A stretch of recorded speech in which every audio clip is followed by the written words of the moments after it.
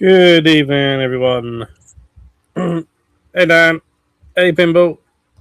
Hello, people. Hello, Chris. Hello, Phil. How are we all doing this evening, apart from being bloody hot? Being hot. Being too hot. Yep. It's horrible. And apparently we have this for the next 10 to 14 days. Yeah, this reason. Yeah, meant to be like this. I think tomorrow's meant to be a little bit cooler, but not by much. Oh, joys. So, yeah. lots and lots of heat. This is going to be 30, joyous. 30. I will see my weather forecast on my phone says 30. This is from tomorrow. 30, 30, 32, 32, 32, 30. Yay. I hate the summer. Anyway. But at least it's not like 36, 37 like it was the other week, but This is very true. I'm really dreading what it's going to be like in August. What it could be like in August. Yeah. hopefully, not not like I mean, this. if I'm honest, I'd be fucking. I'd be happy with rain. Anyway. Dan's got a Spy Shop delivery arriving tomorrow. Wow, they're actually sending out. Well, a lot of people are not sending out. Dan is up in Scotland and Spy Shop are in Wales. Ah, yes. So, yeah, a few people send some stuff out. I mean, post offices are air conditioned at least a lot of the time, and Yeah, I think it's just the vans and the trucks that they go in are not air-conned. No, but if it's sent out like before one delivery, you're missing the heat of the day at least. It's very true. That's very true.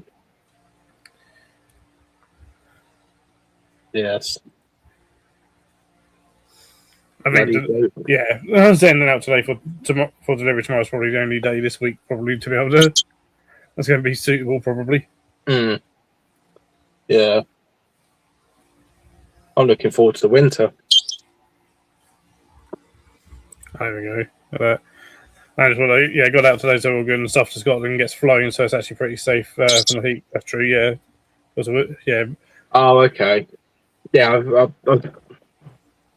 got this. It's quite a distance from Wales to Scotland, so it would be by air.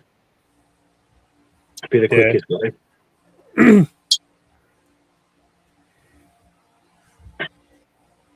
Yeah. It's probably cheapest as well, actually. They can, I guess so. I mean, I guess they can probably fit a hell of a lot more on a flight than they can do in a truck. Yeah, I mean, obviously it costs the same to send no matter what, really, but... Oh, don't mention the C word. Oh, no. I'm not even going to highlight that. That is swearing. I love Christmas. I don't. Oh, you mentioned the C word. Oh, sorry. I can't say I hate the C word because that could mean something completely different. I hate that time of year, like the build up to it, but I love the actual day. Because where I work, we employ 30 odd new lovely people to come in and temp, and you have a lot of temporary staff to fulfill orders and stuff. And there's always a barrel of laughs. Being manager, I have to pull people up on everything. Hey, Noodle. It'll be Halloween first. Halloween's more enjoyable. Definitely more enjoyable.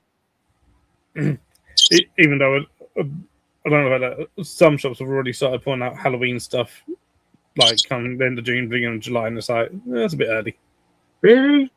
Yeah. Let's get summer out of the way first, at least. They call it like Summerween. Or they should just put decorations up to celebrate my birthday this month. So you would have thought they would. You would have thought they would, wouldn't you? Yeah.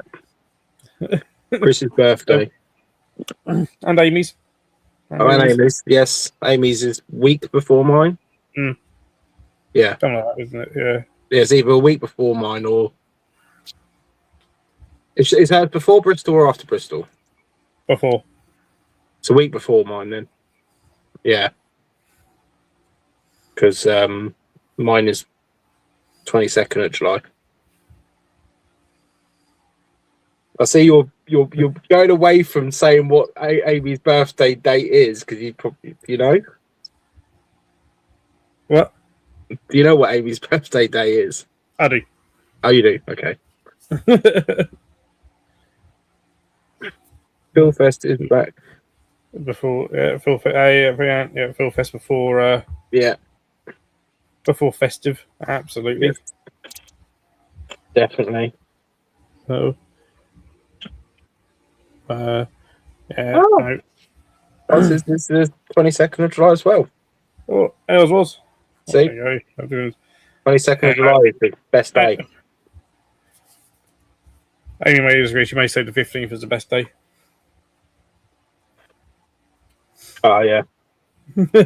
Saying that, 22nd of July kind of isn't the best day because it is the anniversary of Ozzy Osbourne's death.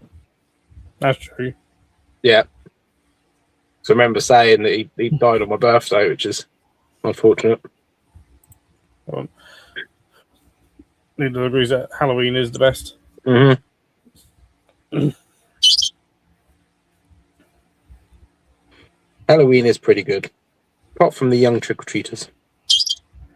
Hey, Osmond. Hello, Osmond. That's right. This Halloween, I can get the full trailers from my parents so I can actually do the trailer video. Obviously, because this Halloween will have actually on Halloween the Building All Halloween Invert show. Yes, exciting about that. That is going to be good. I have to start posting that everywhere. Again, I mean, if all the shops are now plugging Halloween stuff already, yeah, and you get on it as well. I did give a few flyers out of the last show. Just saying. No, how was the show? It was really good. Yeah, it was. For a first show, it was really well organised. I didn't see any hiccups. I had a lot of people coming like saying to me, "Oh, it's really good that there's a show in Horsham because there's no shows around this area." Which then I realised there really isn't. I mean, around that area, there's not many shows. Yeah. So, so people were really happy about that, and it was 800 turnout. It's decent. Which is very decent for a first show. Yeah. So yeah, I mean, I'm booked in again for next year. I think there's a lot of other people that are being booked in as well. So it's definitely a good show. We'll be doing that again next year. I can imagine. I think they've already released that, and I imagine the day before will be Matthew's party again, probably. Yeah, I mean, obviously, hope. Well, Matthew always has his on the Saturday, doesn't he? Yeah, it's always a Saturday. Yeah, so it should be all right because I'm pretty sure they'll only stick to a Sunday. Probably. Yeah. So it's not too bad. But yeah, I'll definitely say do it. Another look at it. Well, it says that the Halloween Invert show. Thank you. But my parents are the main organisers of that. They're the ones that fund it all. And do it all. Phil just takes the credit of the name. I just take the credit. Yeah. Oh, cheers, Osborne. It is very sucks a lot. It's been quite hard recently, so. But yeah, thank you. Yeah. Well, in less than a month. What month tomorrow? No, month Wednesday. We'll be we'll be on our way. Well, we'll actually be in a field. Yes. It'll getting be drunk in 4 weeks' time this week, won't it? Mm-hmm. Yeah, this time on Wednesday, it'll be 4 weeks. And then we'll be in the field, set up around the table. I think our whole camp will be, won't they? I believe so. Pretty much everyone's turning up on Wednesday. Brilliant. And I think we're all getting there fairly early as well. Yeah. Because I believe, Matthew, James, Nick, and Eloise will be, because they're all coming. I think maybe there's perhaps someone else as well with them coming. Oh, Eloise is coming for the first time. Next partner. Yeah. But I think, I think that you kind of decide, well, as there was so many more of them, which is only really one to two extras, so it's not a huge amount more. But it was like, they thought it was a bit unfair to ask us all to put their tents up. Yeah. I think it'd be quite nice us all sitting around having a chat and chilling out on the Wednesday night on the first. Well, that's it. Because I mean, there's not necessarily much that the likes of Matthew, James, and Nick necessarily going to enjoy. Although Nick does drink a little bit, actually, he does. He's not teetotal like the others. Yeah.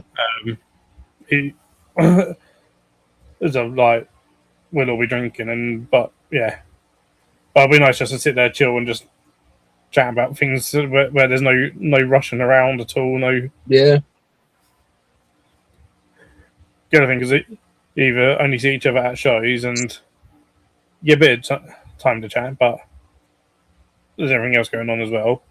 So I remember, was it the first? I think it was the first year. Was it the first year that I knew you guys and you were at Bloodstock?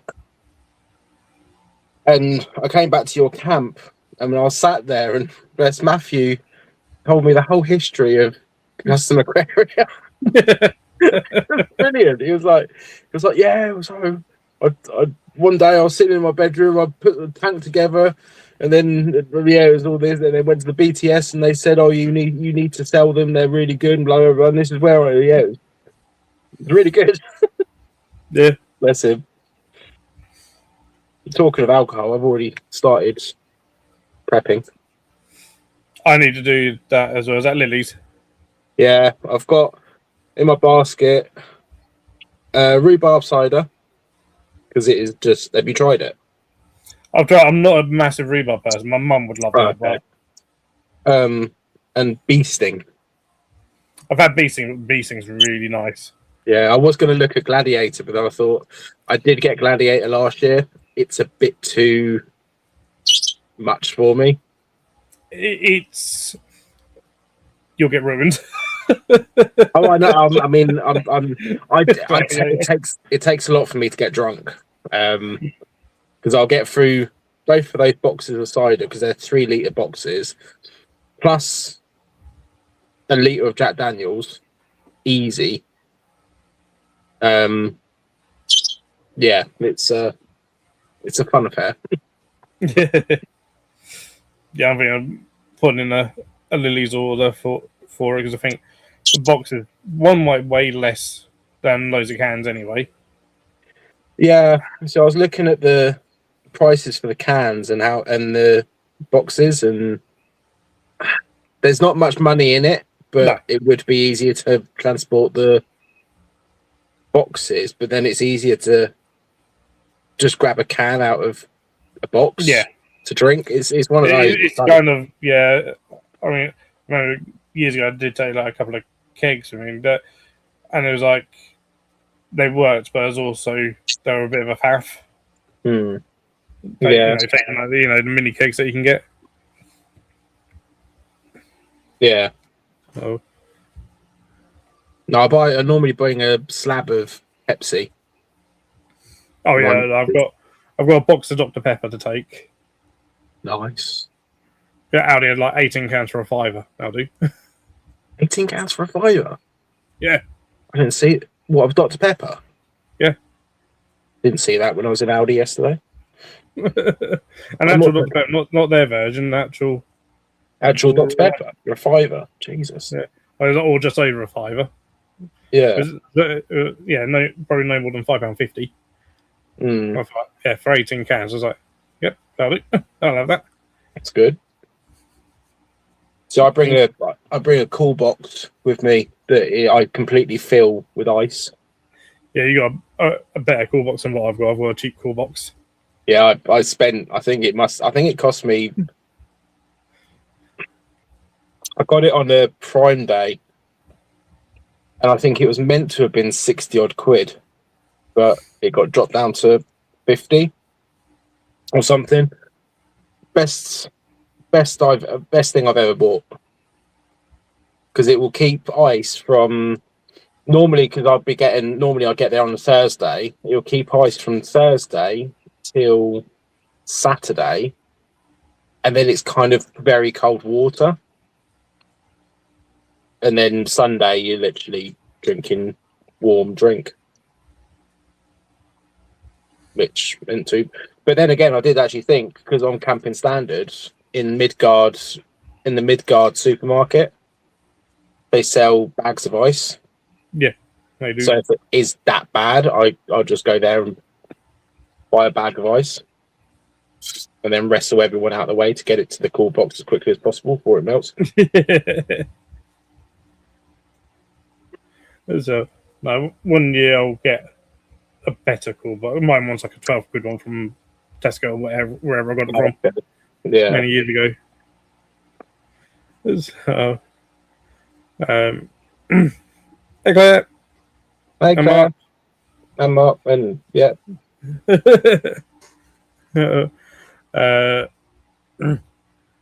because I just need, because also I sort of look at some of these, other ones, and it's like, also wanted that it will fit on my trolley. But you've got quite a big trolley. I've got quite a big trolley nowadays, so it's like fitting on my trolley along with my tents in a big bag. Oh, have you got? How many people's is your tent? It's a 4-person tent. Okay, but it's one that you can stand up in. Yeah. See, my one's classed as a 5-person's tent, but I don't think you're gonna. Well, you could.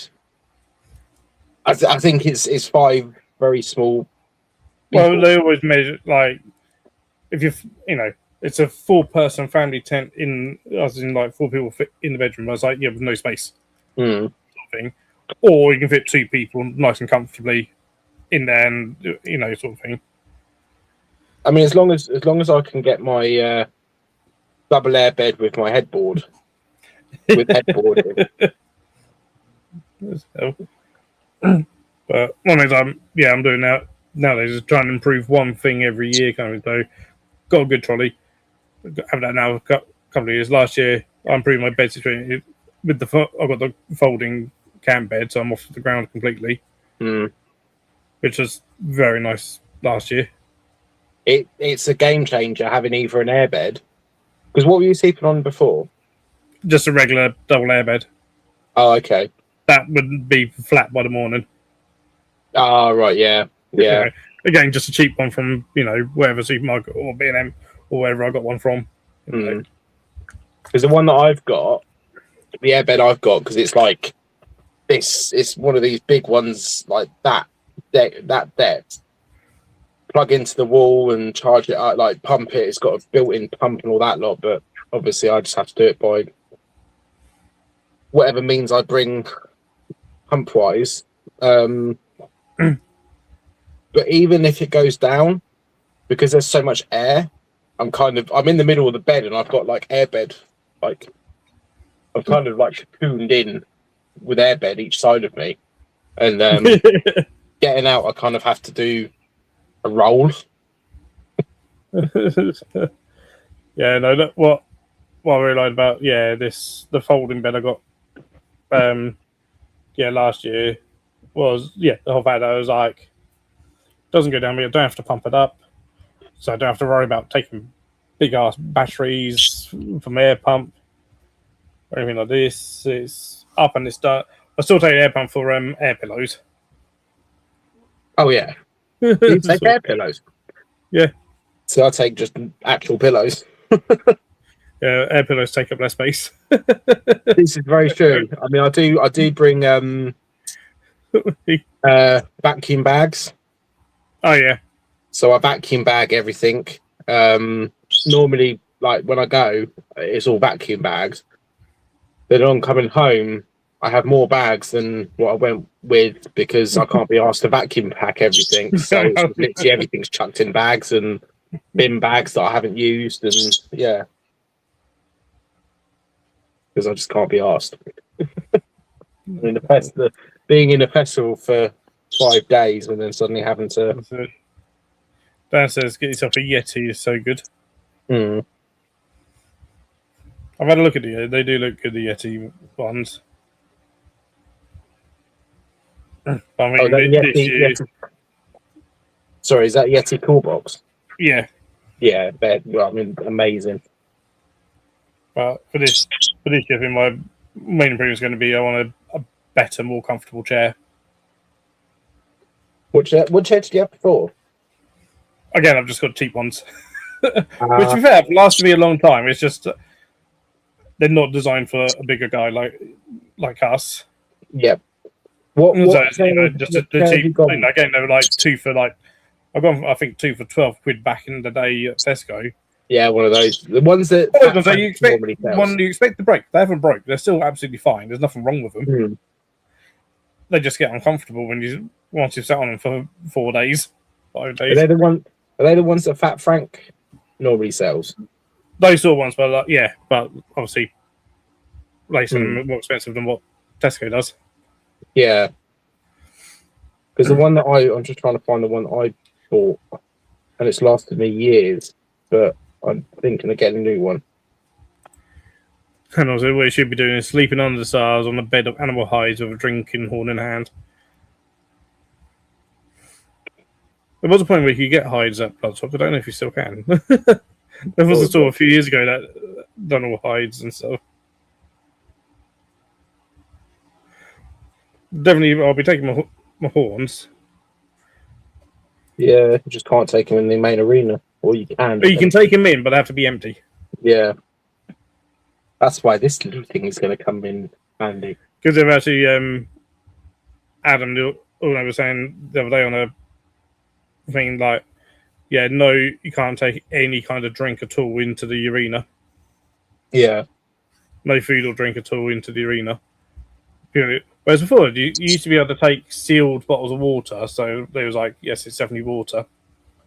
Mm. And now they're even saying, no, you can't take water in.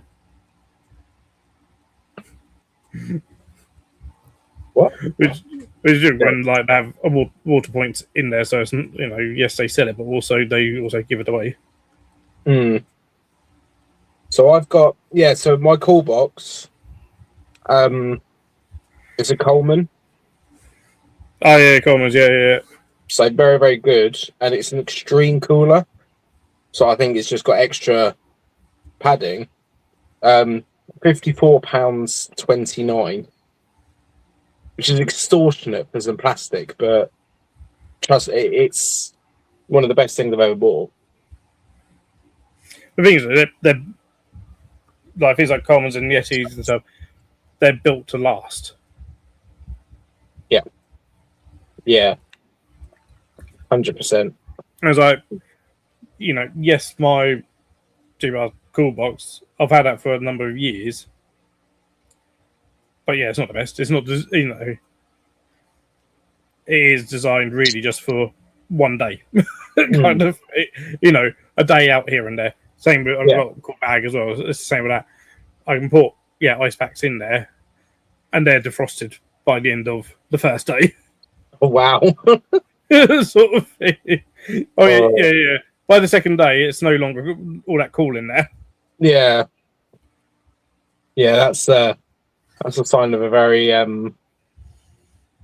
But again, although lots of people use those sorts of ones. They're not designed for being out for essentially a week. No, they're designed for day trips, aren't they? At the end of the day. So I was just trying to find my camping chair that I've got. So I've got that camping chair. Oh yeah. And it's made for heavy people.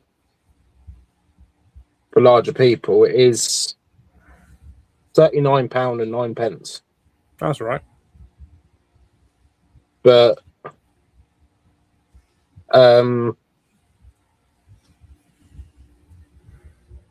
yeah, I mean it's all right. It's not like incredible, but it works.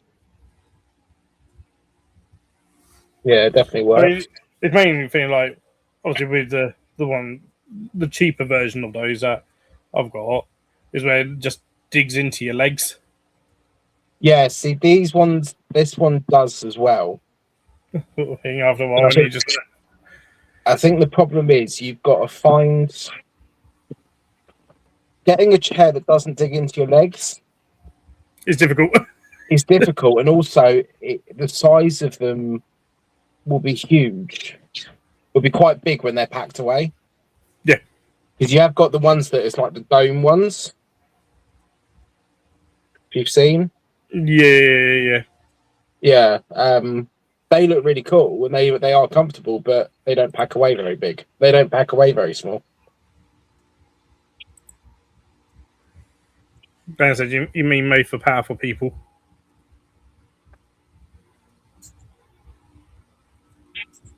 Yes. Rotund. Oh wow. So I just put Zach Bryan concert the other week, and they had a free breathalyzer tent, so you could go in and make sure you hadn't been spiked. That's different. Breathalyzer tent. That's a bit odd. One thing I don't actually see at festivals anymore is the CO2 tent. Yeah, I don't see that. Yeah, anything like that. I mean, I've done it once, and to the life of me, cannot understand why and what the point is. I did it at the last Sonosphere, because the guys that I was with were like, well, they paid for me to do it. I wasn't going to do it. I ain't paying money per oxygen. But they paid for me. And it was like all like flavored oxygen and stuff, wasn't it? Well, it was kind of like it was to like they've never had hangover, anxiety, and things like that, and it was just. I mean, I just felt like I should be in a ward in a hospital. Like, yeah, very weird. Yeah, I remember. What year did they have that? Did they have it a few years of Bloodstock? I don't think they've ever had it at Bloodstock. I can't remember ever seeing it at Bloodstock. Unless it was download, but that's 20 years ago. I was at download. Yeah, it was probably at download. Because I'm like literally there with like respirator masks on, just there's all these people around this trailer just breathing in oxygen. Like, what the hell? Yeah, because obviously I did it at Sonosphere, and that was I actually messaged my friend because it was the first time I met my friend Emma.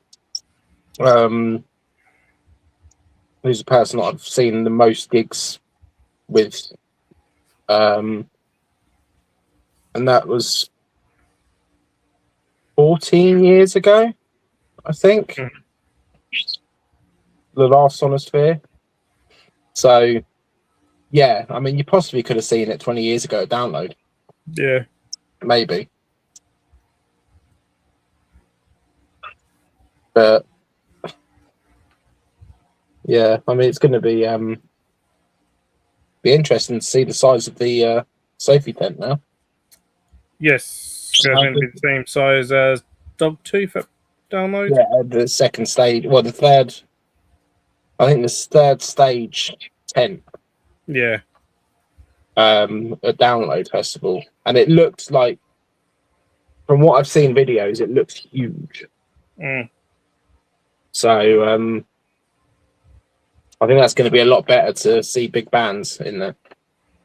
be nice if they put a screen on the outside as well, even just a screen. It doesn't have to be the big ones that they've got at the side of the main stage.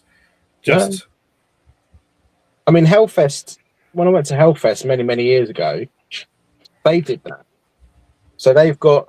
I mean, the tents at Hellfest are like they're aircraft hangar size. They're enormous. I don't know how a structure like that stays up and it's a tent. But they put screens at the end outside of their tents, so people will be sitting outside or standing outside watching the band that's inside. And it does work. Definitely does work. Maybe they'll do it. I mean, a few people have asked, like, can it be also screens outside as well as it? Because they've got screens inside now, don't they? I think. Yeah, they do. No, they do now. Do they? Pretty sure they do. Yeah. Let me have a look. I'm pretty sure I remember seeing screens inside now. Bloodstock 20. 25. Whereas they didn't before. But No. I know when I first started going, they certainly didn't, but nowadays I'm pretty sure they do. Well, it was Mastodon last year. Yes, they were. Didn't see him.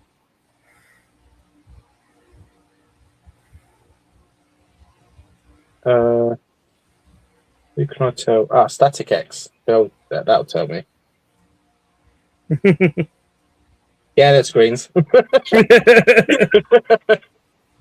Yeah. Yeah, they got them inside. Just need just one. Even just the one outside. Yeah. Because also, if you had just the one outside, that'd potentially help with the fact that might not help necessarily, but you always get a lot of people that just go just inside it and then stop. Mm-hmm. And you think the tent's full, and there's actually lots of space the other side because everyone's just stopped. Oh yeah, because that's what me and Alice did for Static X, and then you guys were stood like next to us in a way. Yeah, but a little bit further in. But yeah, I always do that. Like we were right at the front for Skinned when Skinned headlines that year. Because we did that. We went round the side and we watched it from that, like the very side bit. But I need to sit down and I need to look at all the bands and see who I want to see and who I don't. Because I don't think they've updated the like Clash Finder won't really go out until a week beforehand. Maybe 2 weeks at most. So everyone in chat, just to let you know, it's 30 days, 5 hours, 13 minutes and 15 seconds till Bloodstock. Just letting you know. Yeah. It's really sad because I've got there's a on the countdown. Yeah. As you can tell, people that don't know, me and Phil are extremely excited about Bloodstock. That's it. Because it is my favourite time of the year. And people always say that once we've done Bloodstock, there will be, our time will calm down, but then we're just excited for the next year. Yeah, especially the fact that we get to find out who's at least 2 of the main stage headliners and all 3 of the Sophie. I think they announced no headliners, I think. Vicky said that she hasn't secured the last headliner yet. She should be this week. I thought they were all secured.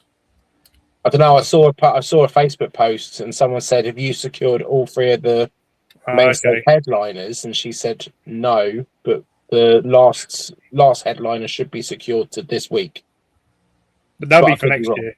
Yeah. That might be for 2028. I mean, 2028. They're already booking. They're already booking headlines for 2028. Yeah. Yeah, no, wait. Yeah, I don't know. I'm pretty sure they've got all headline, pretty much all the main bands secured for next year. I'm pretty sure. Yeah. It's just whether they can announce them is always another thing. Yeah. Because it kind of because obviously it all depends on tours and everything and stuff.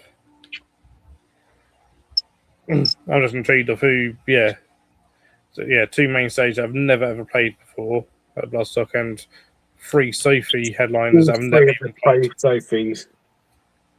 Well, I reckon no, because there's 4 headliners. They class 4 headliners now on the Sophie. Yeah. So I reckon if Thursday is a no one, they never played Bloodstock. They've got 1 that has played Bloodstock before on the Sophie, and then 2 that haven't. I was actually thinking today, and I generally think that one of the headliners for the main stage is going to be Motionless in White. I was thinking that as well. Because Vicky went to go and see Motionless in White, quite like when they last played in the UK. I wouldn't mind it. I've never really properly listened to them. Yeah, I used to listen to them, and I used to call them Motionless in Pink, just to piss off all of the goths that listen to him, or the scene kid goths that listen to him. But in terms of their size, they're certainly big enough. They're big enough, so I generally reckon that it's going to be Motionless in White. I wouldn't be surprised if they're one of the main stage headliners. Yeah. So I think they're too big for main stage Sophie. They're going to have to be. Oh, they're too big for Sophie. Yeah. They're being main stage. And I personally reckon it's Electric Callboy. Or I did actually think of someone else that we haven't mentioned yet. Hollywood Vampires.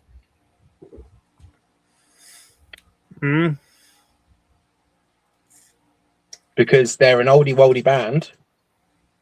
They are. They're headliner size for Bloodstock. Certainly headliner size, yeah. And who wouldn't want Johnny Depp at Bloodstock? And Alice Cooper. And I mean, technically, Alice has headlines before, but that's Alice Cooper. Yeah. And Joe Perry. Yeah. I mean, I'd be down for Hollywood Vampires, actually. I didn't think of that. See, Noodle said Hollywood Vampires would be awesome. I saw him at O2 when they played at the O2 a couple of years ago. And they were surprisingly very, very, very, very good. And Johnny Depp's singing voice is really good. He's a very good. They're touring as well. I might have potentially might be a headliner. That or Stone Sour. I don't know if Stone Sour too big though. Would Stone Sour be too big now? So... And they're not too big. Nowhere near. Stone Sour are not. Stone Sour.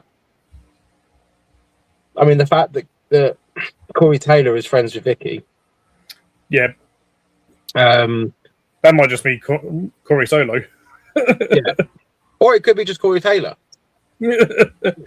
Either one. I mean, if it's Stone Sour, I probably won't go and see him. I like Stone Sour.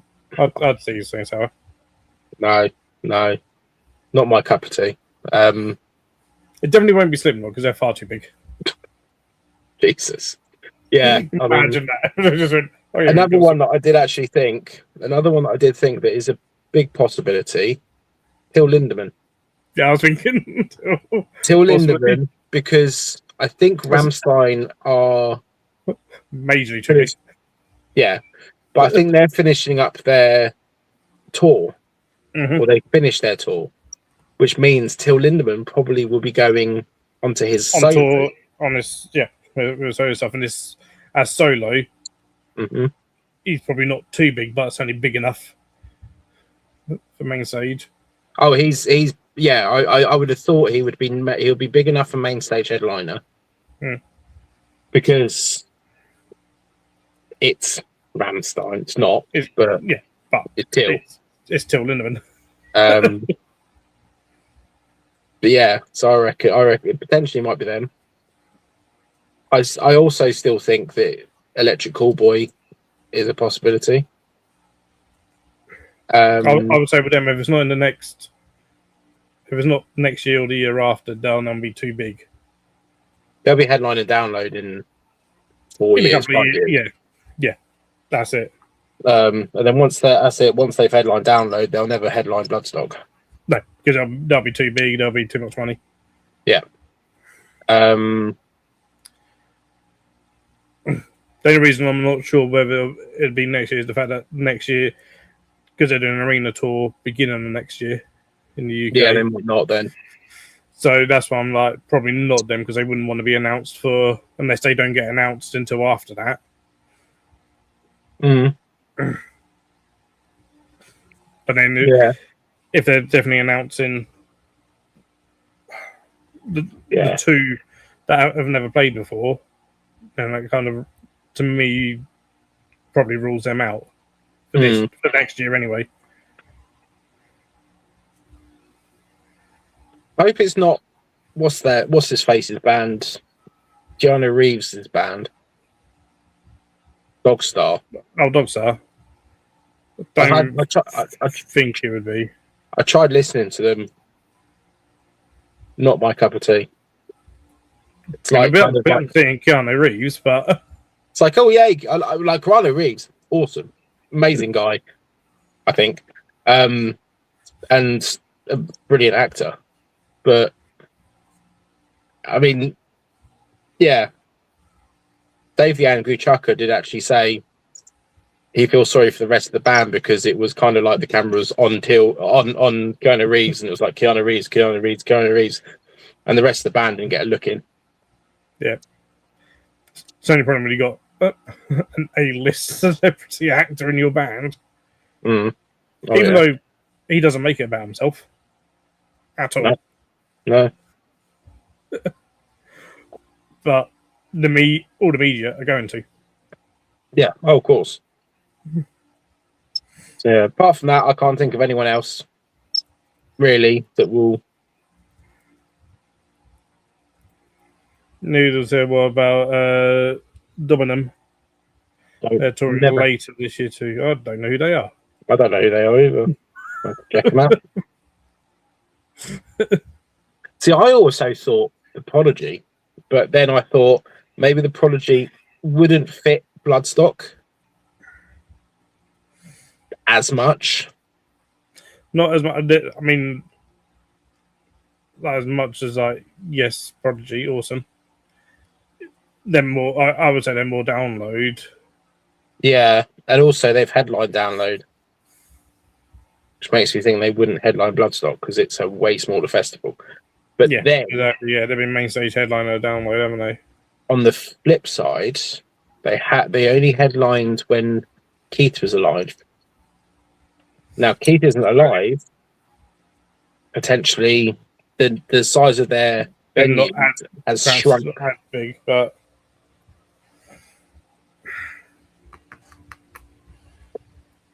yes. I mean, Vicky did say with bands, a band can ask for X amount of money to play, but it all depends on what that band's worth is. Yeah. So a band, because they played at Download Festival, or they paid a size of arena, and then they approach Bloodstock and say, we want X amount of money, but then Vicky will look at that and think, well, your worth isn't X amount of money.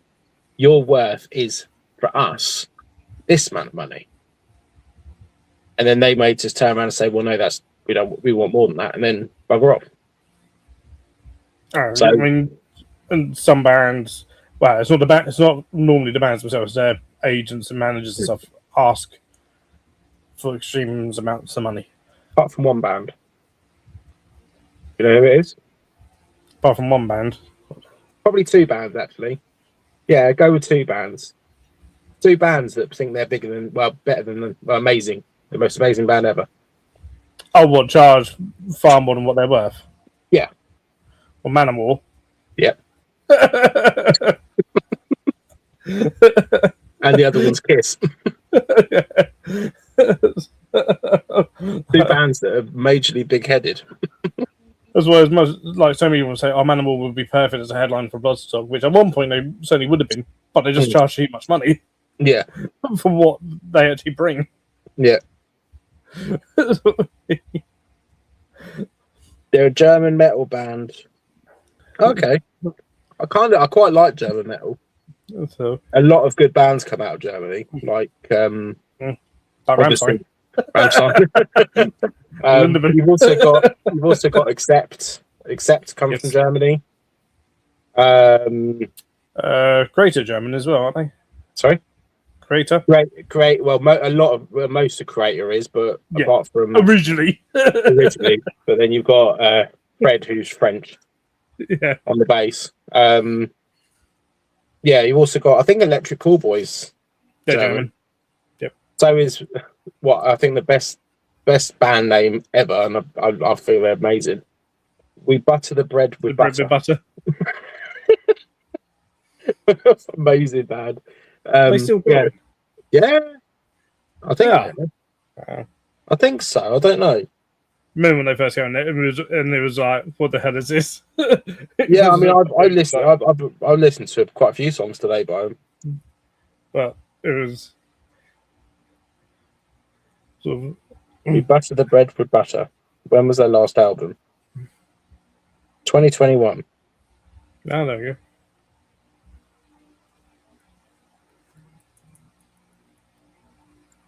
Yeah, and then you've also got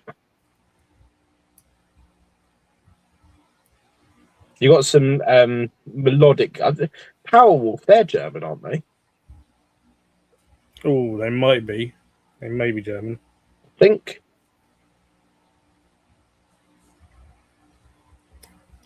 Possibly. Yep. German metal band. German power metal band. Blind Guardian German? I think so.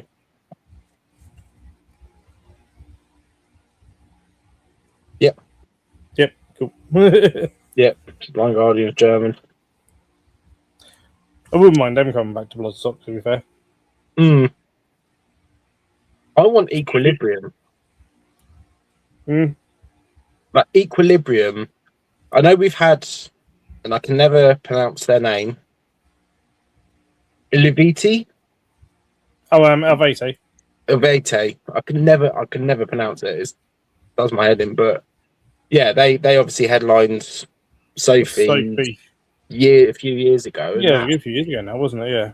Yeah, I mean, I was one of those, because I've been listening to them for years, but I've never seen them live, and it was literally like watching them live. It was goosebumps from start to finish.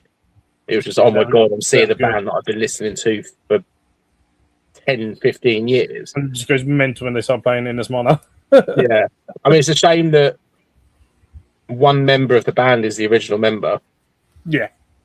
There's no other original members in that band at all. But it's still, it's still him. It's his band. But then that's the same as Nightwish. I don't think there's any original members of Nightwish, is there? Probably just Timus. Which one was Timus? The keyboard, he's one that writes everything. Oh, okay, yeah. Because the drummer, he left. I think he's still part of management, I think. Oh, okay. Because I don't know why, I just absolutely love his movements on the drums. Oh, he was awesome, but he stood down because of insomnia. And stuff. So I think he's, at least when he didn't, initially when he stood down, took a step back from drumming, because he chose Kai to replace him. Oh, okay. So he chose his replacement. Yeah, he had a hand. He was like, I want, this guy to.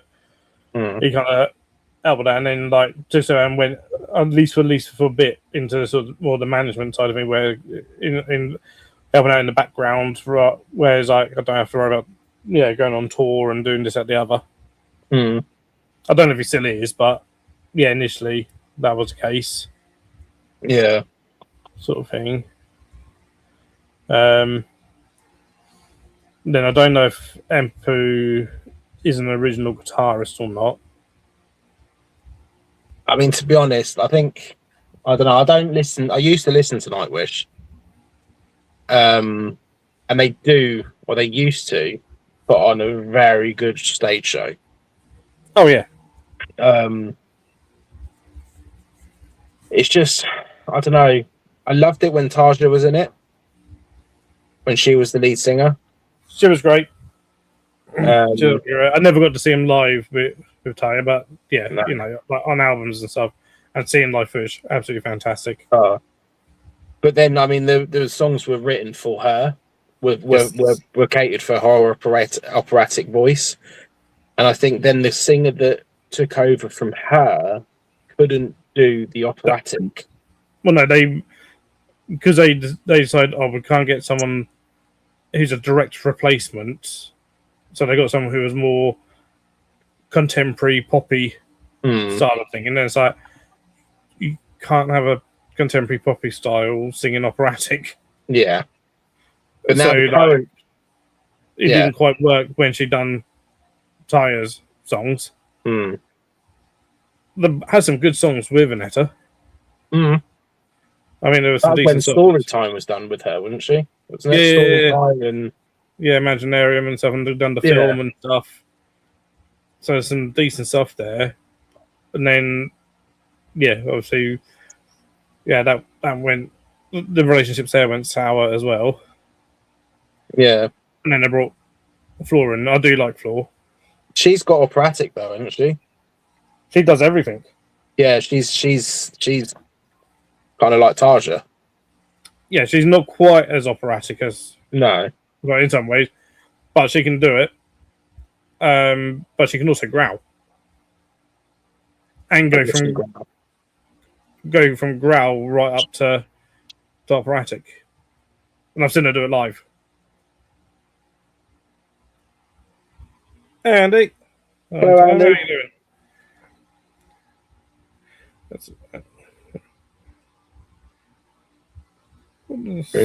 Invertebrate channel that's talking about heavy metal. Yes.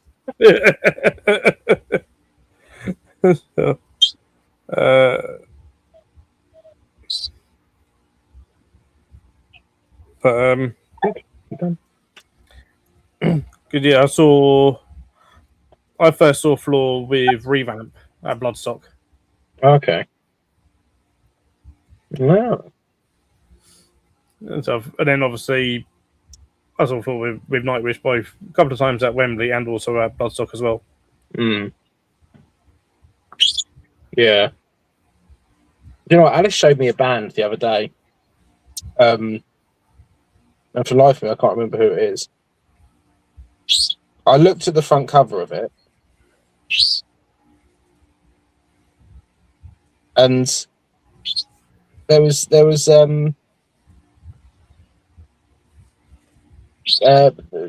Chris. Oh, this is it. Buried.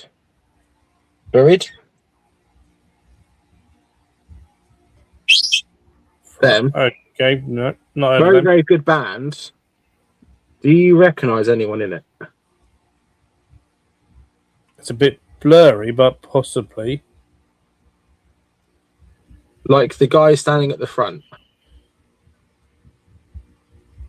In the middle. Yeah. It's blurry, but it does. I think so. Where's he? Oh, where do I recognise him from? Jackass? Oh, is that Party Boy? Yeah. What the hell? So I looked at it, Alice showed me it, and I was looking at it, and I was like, that looks like Chris Pontius. And I was like, it can't be. And then I Googled it. It is him. He's not in the band, which kind of made it a bit depressing, but disappointing. But he's in one of their music videos. All right. And he followed them to do a documentary or something. I don't know, but yeah.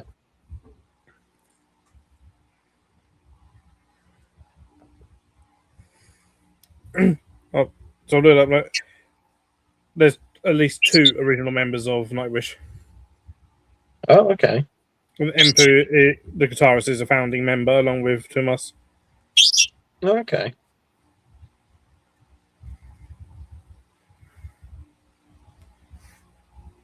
It's very rare to have a band that has the same members from when it started. Oh yeah, I can only think of one band, and that's ZZ Top. I had all 3 original members from when it started to. Both of them have died now. I don't know. Both the brothers passed away now. Easy. So, well, no, because on the Nightwish front is Tyre and Marco occasionally tour together now. Sorry? Tyre of Nightwish. Yeah. Her and Marco occasionally do gigs together. Oh, I did see that they're doing some stuff together, yeah. And I was like, oh. Well, they've kind of got to do Phantom of the Opera. Because that's their song. Yes. Hmm. Yeah, because they kind of after he left Nightwish, they kind of rekindled sort of with Yeah. I wonder if he never quite agreed with the decision. Maybe, yeah. You know, I was very shocked when you mentioned that about Children of Bodom still go back together. Yeah, I generally thought when what's his name? When Alexi passed away. Yeah, I didn't generally think. I thought that would be it for Children of Bodom because, well, it was him, wasn't it? Well, that's it. I can't even think of all the other band members' names. Hmm. All I know is that obviously I'm pretty sure the stage crew are going to be relieved they don't have to wipe up all of his spit. I think when I saw him at Bloodstock, I was like thinking all the way through it, I was like, you could play a drinking game with this. How many times he spits on the floor? How many times he spit? Every time he spits on the stage, you take a swig of your drink. You can also do the same drinking game when you go and see Cradle of Filth. For every time Danny Filth punches the air, take a sip. It's like this little tiny dude punching the air. It's a gothic guy in these massive, huge stiletto shoes. Looking evil as anything, but tiny little man punching the air. Oh, it's brilliant. It is so funny. When I went backstage and met him, he's a completely different person than he is on stage, obviously, because it's a persona and all that lot. But yeah, it's just like, dude, you were punching the air all the way through that gig. Yeah. But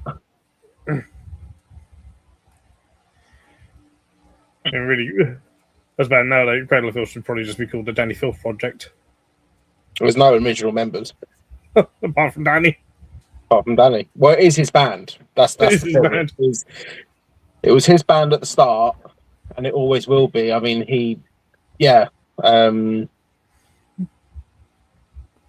it's his band, and it's a shame that they got rid of all of the longest members. I mean, I think they've been like Richard Shaw. I think he was in. Who used to be the old guitarist that used to do some weird things. He used to lick his guitar, and he used to lick his pick and then put it on his forehead and spit into his beard and do some weird things. Completely different in real life.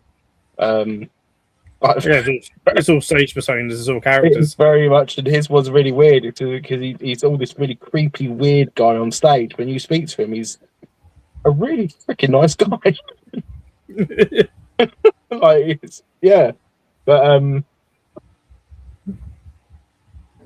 yeah. I mean, they obviously had that big hoo-ha with the guitarist and keyboardist.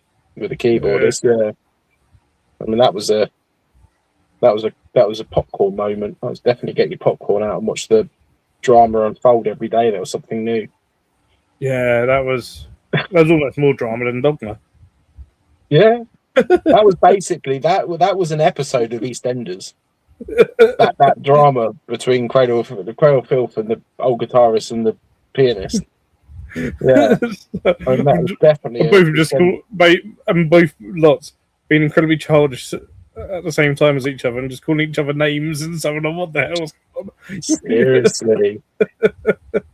I mean, it's yeah. I'm really looking at it. It's like neither of you are coming out just looking great. Mm. This is clearly just a very toxic thing going on. Oh, night noodle. Night noodle. So yeah, it's I do love drama when it comes to bands. It was hilarious. That was just funny. Whereas like the Dogma stuff, it just felt sorry for the three that left Dogma. Well, yeah, because they weren't getting the money that they deserved, were they? Yeah, no, it was such crappy contracts and stuff. But now they've started their own band, their new Vindicta. band. Kind of similar look, isn't it? Oh yeah, yeah. And they're keeping their stage names as well. Oh, okay. Well, yeah. I mean, why not? Because they can't reuse the stage names on. Well, it's kind of like Glory Hammer. Look at Glory Hammer. I think Dogma are still using the same stage names. Oh, are they? But the thing is, though, those stage you can't copyright those stage names. No. And you can't trademark them. Well, yeah, because I mean, Angus McFife, he's now started up a new band, or he started up a new band with him being called Angus McFife. Yep. But the problem is, Glory Hammer can't sing the song Angus McFife anymore because he's not in the band anymore. It's exactly the same, and I was thinking about this. Will Evil Scarecrow play Brother Payne?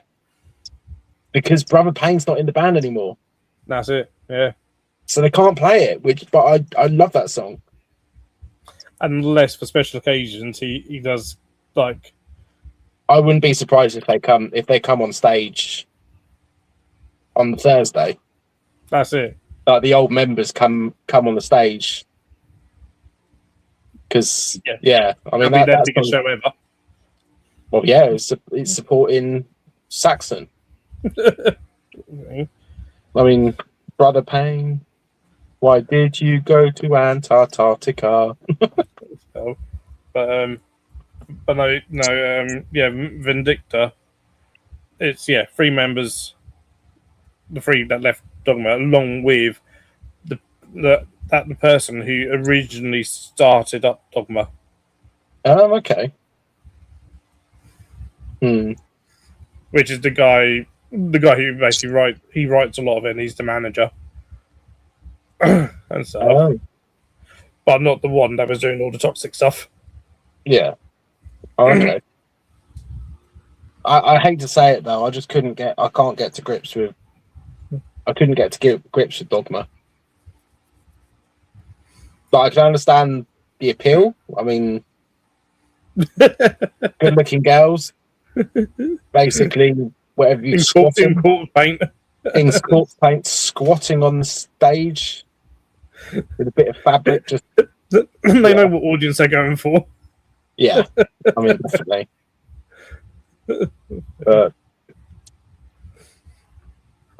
I would say, I mean, they've only released one song as Vindicta so far. I would say that song definitely sounds a lot better than Dogma. Oh, okay, that's good. That's because I think they've got more creative freedom. Yeah. The vocalist is doing more harsh vocals a little bit.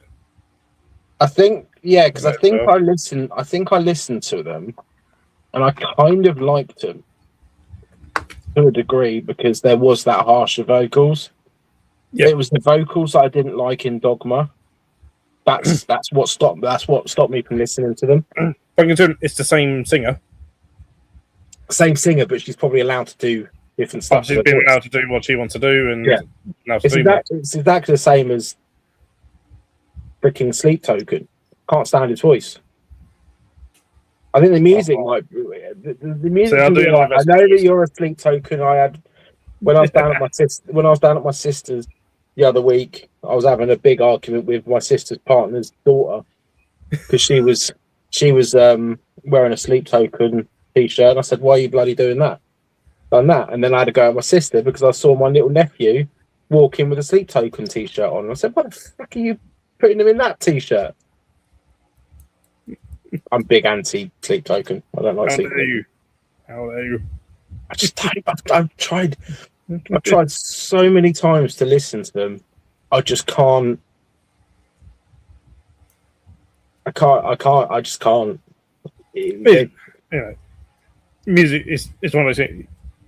I think Sleep Token, they're one of these bands. You either get them or you don't. Yeah.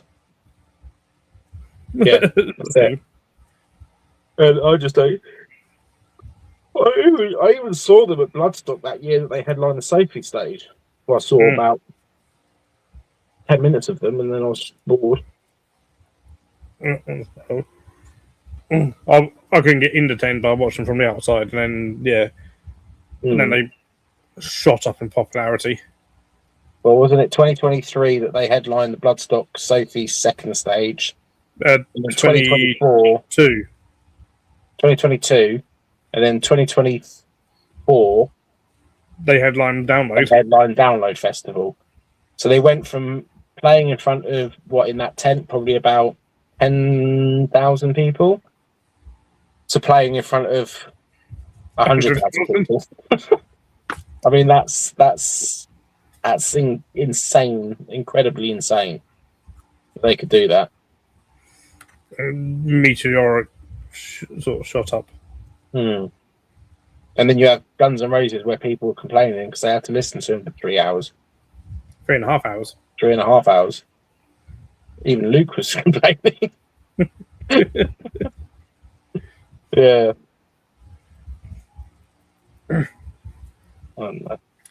Yeah. Unfortunately, I can say that Sleep Token will never play Bloodstock again because they're far too big. And they'll cost far too much money now. Thank God. And let them get bigger and bigger so they'll never play Bloodstock or apart from if the individual members come on stage with other bands like two did with that wasn't 2, it was 3, wasn't it? Sleep 3 or whatever they call them, Token 3 or whatever.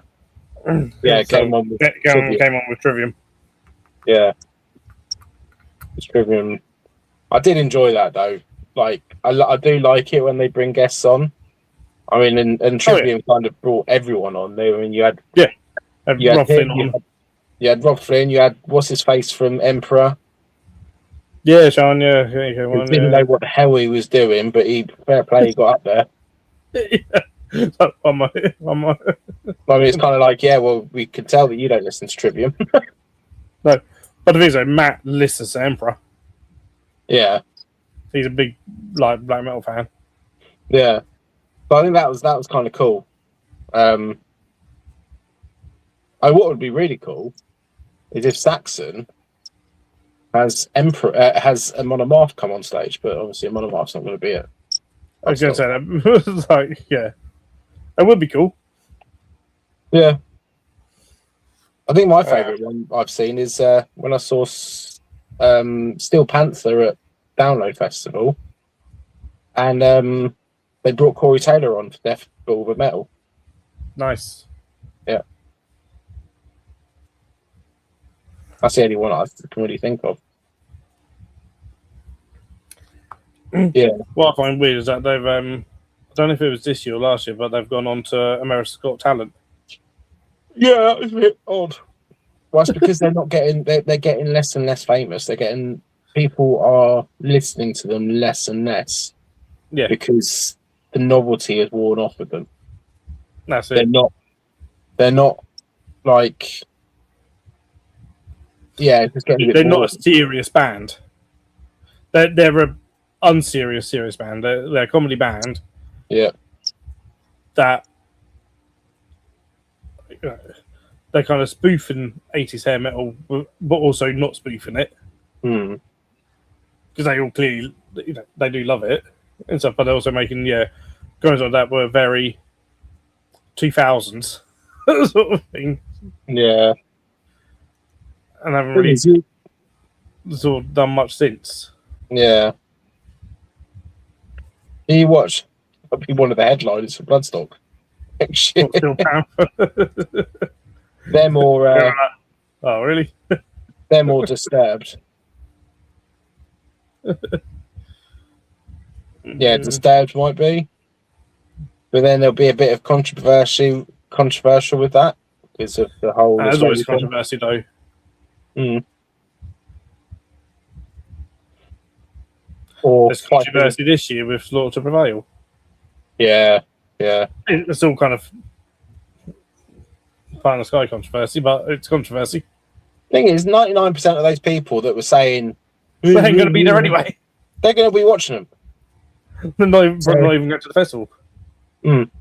Yeah, well, they're not going to the festival. Yeah. And, there was, but then there was uproar when Emperor headlined with original lineup. Really? Yeah.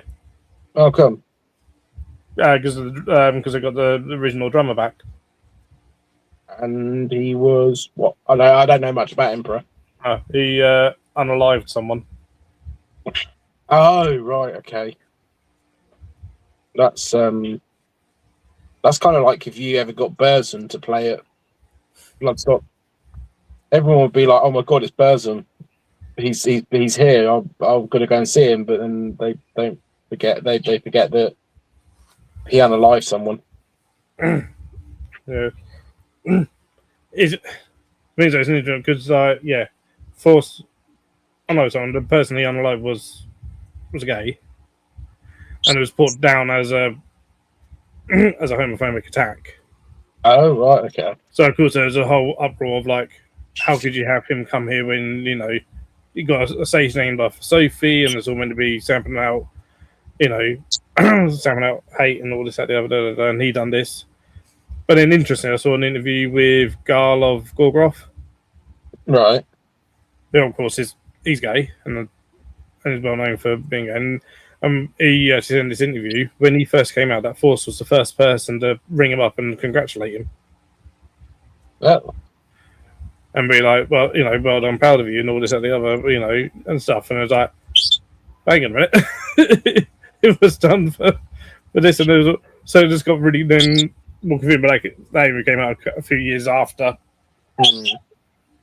Yeah, original Emperor lineup headlined. So which one was it?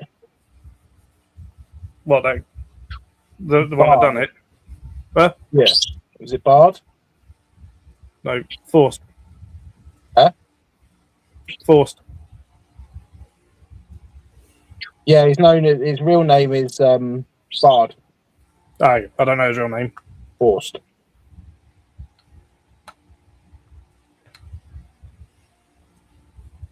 He's pretty sure it's him anyway. But there's also a case of, he was in a black metal band in Norway in the 90s. There was a lot of that sort of stuff going on. I don't think it was him. There's nothing about it.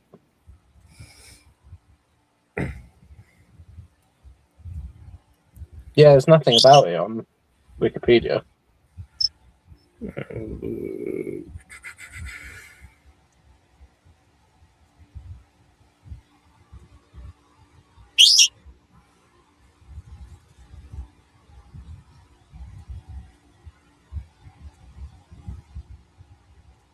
Yeah, I don't know who it was. Must have been forced, but there's absolutely nothing on Wikipedia about it. Oh, hang on. Was sentenced to 14 years in prison for that. Oh! Church arson. Hang on, was he was a black metal band in the 90s? Sorry? He was in a black metal band in Norway. There was a lot of that. Was he involved with the Emperor, with the Mayhem? I don't know if he was involved with that, but... Was he portrayed in the... Have you ever seen Lords of Chaos? I haven't. So in Lord of Chaos, there is one of the young black metal scene guys who unalives someone for homophobia. I'm wondering if he... Maybe you could train him, perhaps.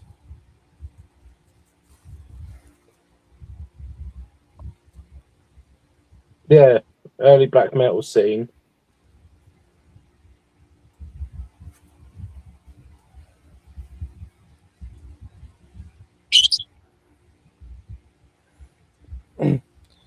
Yeah.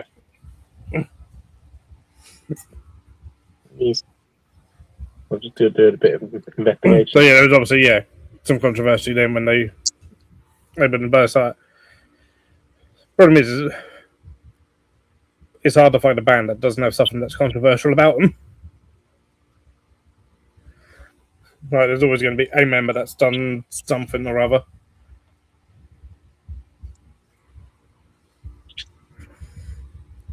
So, he was involved. He was involved with the members of Mayhem. Oh, there you go. So and here we go. These edits frequently showcase his dark history and his cinematic portrayal in the film Lords of Chaos. So that's.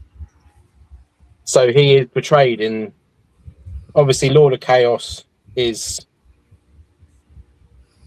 questionable. Dramatized and very, very, very dramatized. Because even Necro Butcher has said a lot of it is dramatized, and Wagner's said that he won't watch it. I think Wagner's an interesting character in a way. He's very strange, very, very, very interesting. He complains if him or Burzum is included in anything to do with black metal, and then he complains when they're not. We'll make your mind up. He's like, we were never black metal, we were never and then another time we go, okay, we won't include you in this. I was like, why am I not included? We were part of it. I thought Burzum was just him. There was no actual. Well, it's just him, but like, yeah. Because Burzum has never ever played live. No. It's Burzum. But I think he wasn't he a member of Mayhem for a very short time? So again, sometimes he says he was, and sometimes he says he wasn't. Yeah. The weirdest thing is the fact that he's on TikTok. That's just weird. Is he on TikTok? Yeah. That's because he's been kicked off of YouTube. So, that's because YouTube kicked him off, I think, because and of course the most things he talks about is Euronymous. Yeah. So, and then he's like, oh, you have to, and then there's like videos of him like, well, I didn't really know him. Okay. What? Really? And then like, again, there's like things where it's like he just can't make his mind up because there's videos of him saying that he was never involved with Mayhem and never knew the guys from Mayhem, never even met any of the guys from Mayhem. It was like, you definitely did. I think so. Probably people watching this video, watching us, thinking, "Who the hell is all these people? What's going on? Who's Mayhem? Who's Burzum? Who's Wagner? Who's Necro Butcher? Euronymous and Death or Dead, whatever his name was. Dead. It was Dead, wasn't it? Dead is dead. Yeah. So, yeah. Whatever you do, people, do not search on search for Mayhem cover of Dead. Not great. No. Very different. Yeah. I don't think Mayhem will be headlining. Mayhem have played before, I think. Have they played before? Yeah. I'm pretty sure they've played at Bloodstock before. What makes in a band with the lead singer of Mayhem? I remember you saying that, yeah, because, One of the lead singers. One of the ones from Sensanium is in, didn't you say?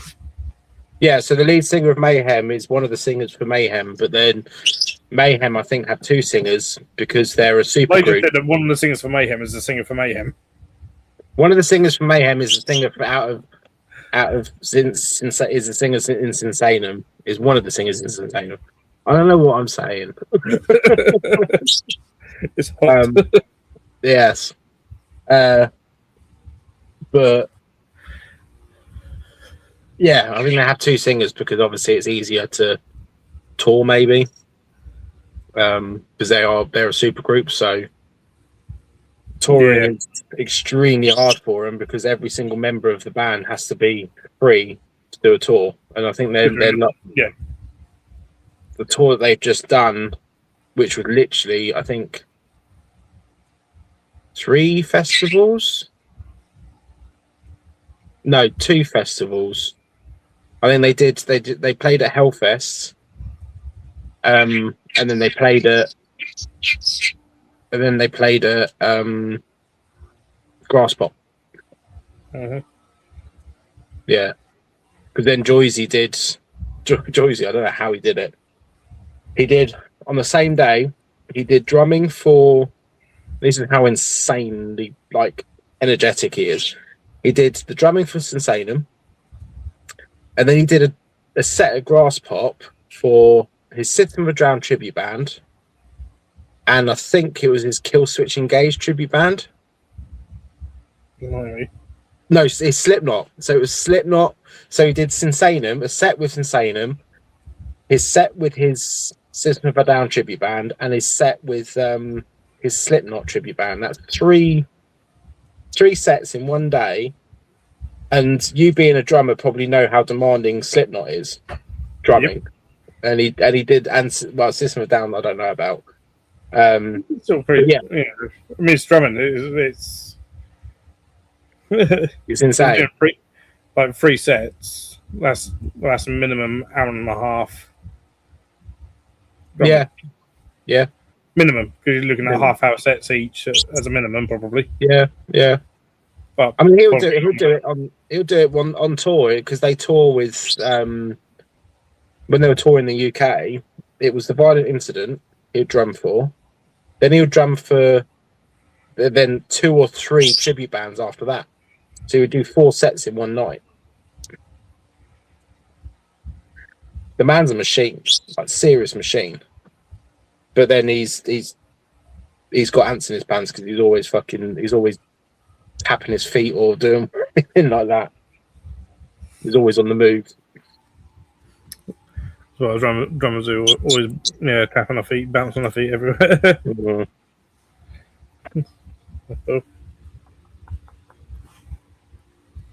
Some of my Balfours have come out. And I can't think of who's going to be on the Sophie stage headliner next year. I've got no idea at all. Absolutely none at all. Because they can't be too big. That's it. Alan. Hello. Yeah. It's a hard one. I mean, over the years, they've got bigger bands for it. But it's like, again, it can't be anyone too big. Yeah. I mean, Lindsay Sterling? Obviously not. He's not metal enough. Frog Leap Studios.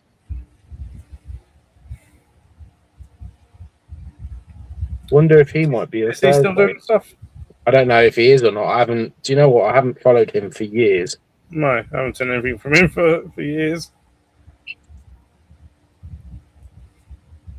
He'd be a good Thursday night one. Oh, massively. I mean, he's still got 4.86 million subscribers on his YouTube channel. Yeah, his last video that he put out was 2 years ago. Doesn't mean he's not doing stuff, but... No, but he's not doing YouTube anymore. Which is a shame because I used to love him.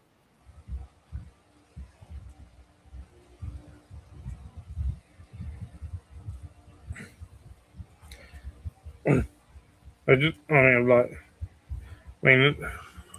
we got this year? Because obviously got to be basically similar sort of sizes as bands as this year. And this year, Cryptopsy, Wednesday 13, Leprous, Carpenter, Brut. That's Frog Leap, Dan. Frog Leap Studios. If you know him. Does amazing covers of metal. Like, changes things from not metal to metal. Yeah. And does an absolutely fantastic heavy metal version of Cotton Eye Joe. And the wheels on the bus go round and round. But yeah, I don't know. I mean, it's Sophie Stage is a hard one because you never know who. This is it. It's kind of one of those that, I mean, who are headlining this year? I don't even know any of the headliners, I don't think. This year's Cryptopsy, Wednesday 13, Leprous, and Carpenter Brut. Right, Wednesday 13, I wouldn't have thought would be a headliner. He's big, but I didn't think that. I wouldn't have thought. I don't even know the other two really. Carpenter Brute, I kind of recognise the name, but and did you say Cryptopsy? Cryptopsy, yeah, they're just like pure death metal. They've been around for years and years and years and years. Yeah, I have heard of them, but I just never listened to them really. So, yeah, the one of these, yeah, what I think at the moment, yeah, the Sophie headliner slot is like mid, you know, on the main stage, kind of mid level. Not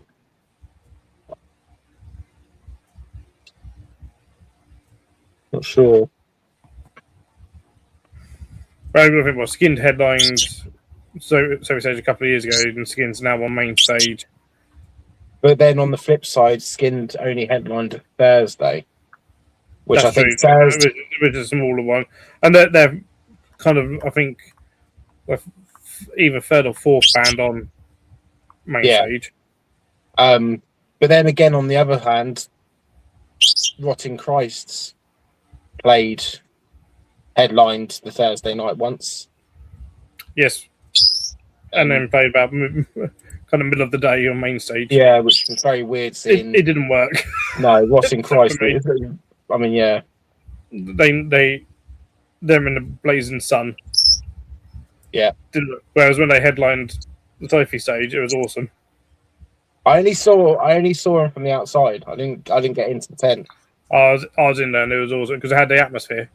Yeah. And the smoke and them in the blazing sun doesn't work for me. What's that band that oh god, what they called? There's like two of the bands. There's two versions of the band. There's the real version, there's a fake version. But it's all basically like past members started up a new band of this. And then to watch them, you've got to watch them light a load of candles. Oh,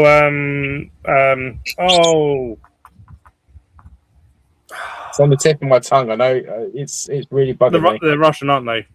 I think so.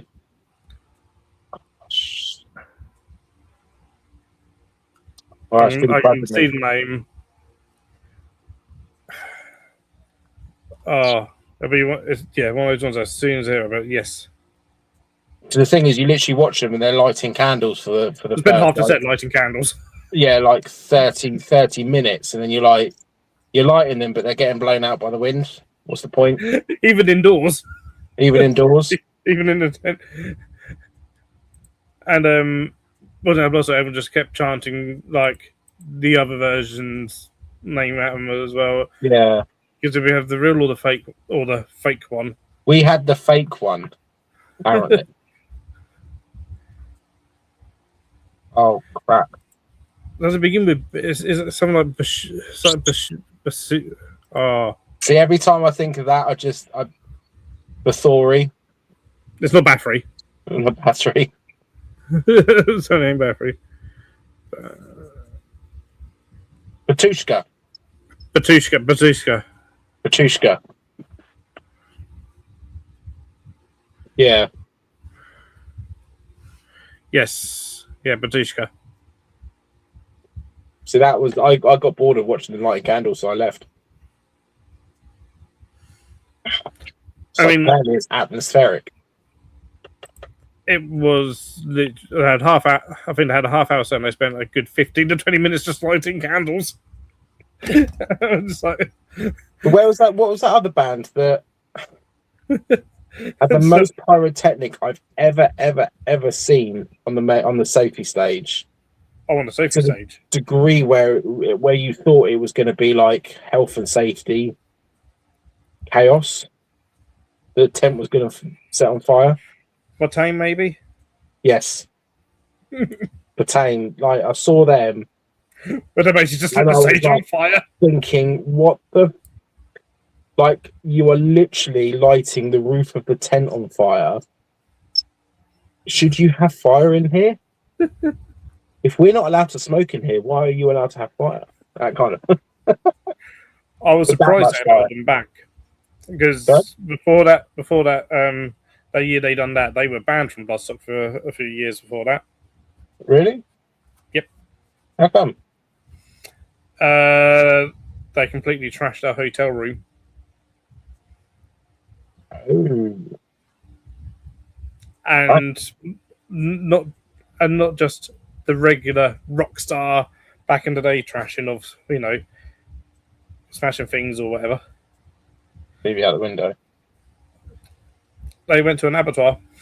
I know. What the hell? Well, I know they had like sheep's heads on the stage, and it was very that kind of stuff. Oh yeah, yeah. They used to do it. I mean, they're not even around anymore, by saying, but yeah, they used to do all that stuff. But yeah, they got a carcass and left it in the room.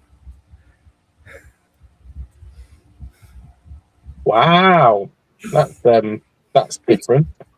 And wrote, someone was like, "Okay."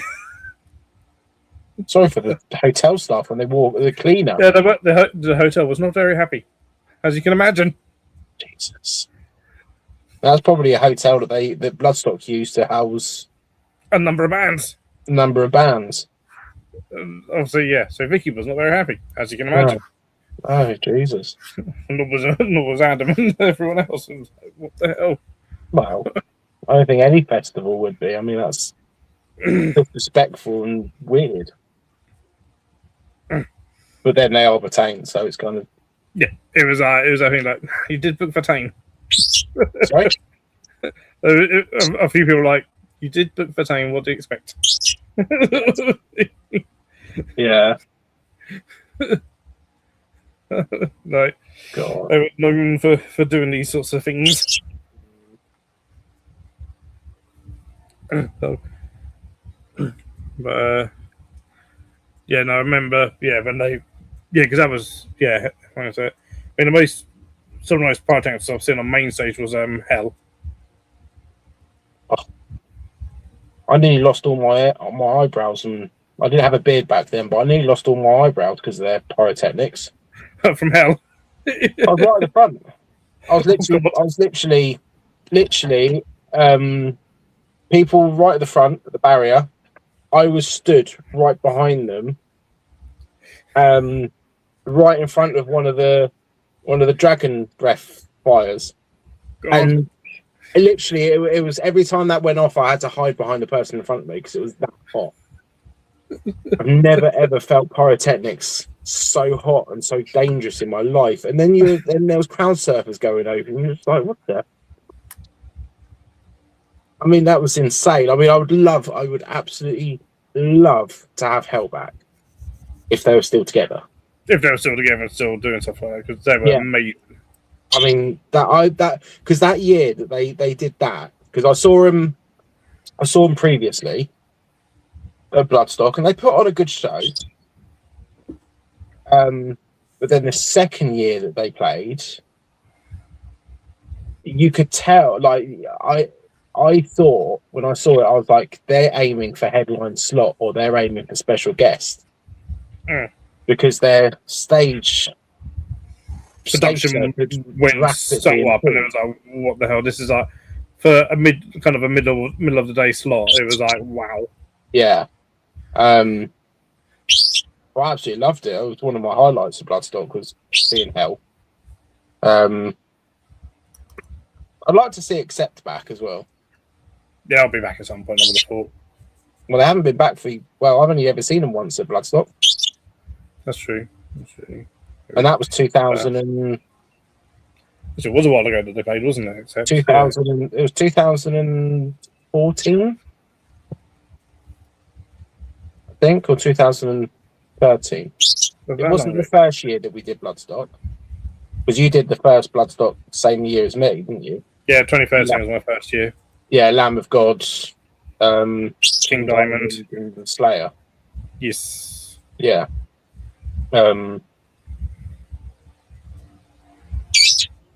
Yeah, Accept was either I think of 2014. Accept last played. Another German band.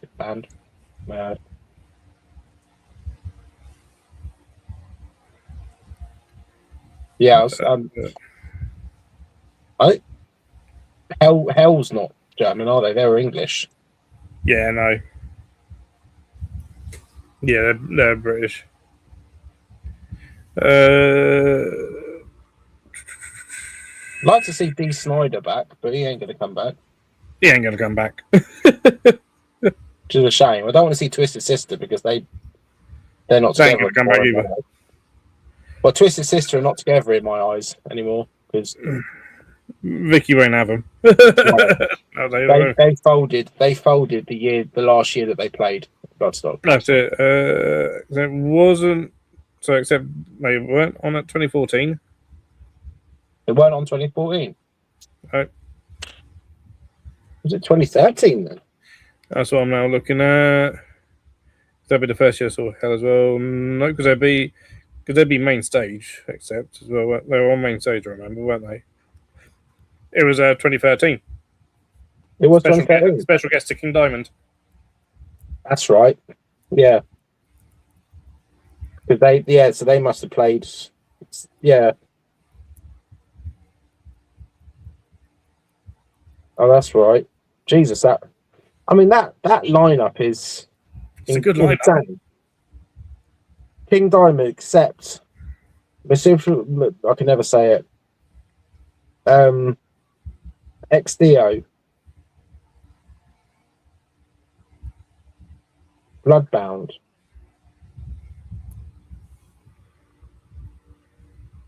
Lamb of God, Avantasia, Sabaton, Gojira, Cataclysm, Hell, Dying Fetus, Power Quest, Slayer, Anthrax, Devil Driver, Exodus, sadly Fozzy, Amorphous, Whitechapel.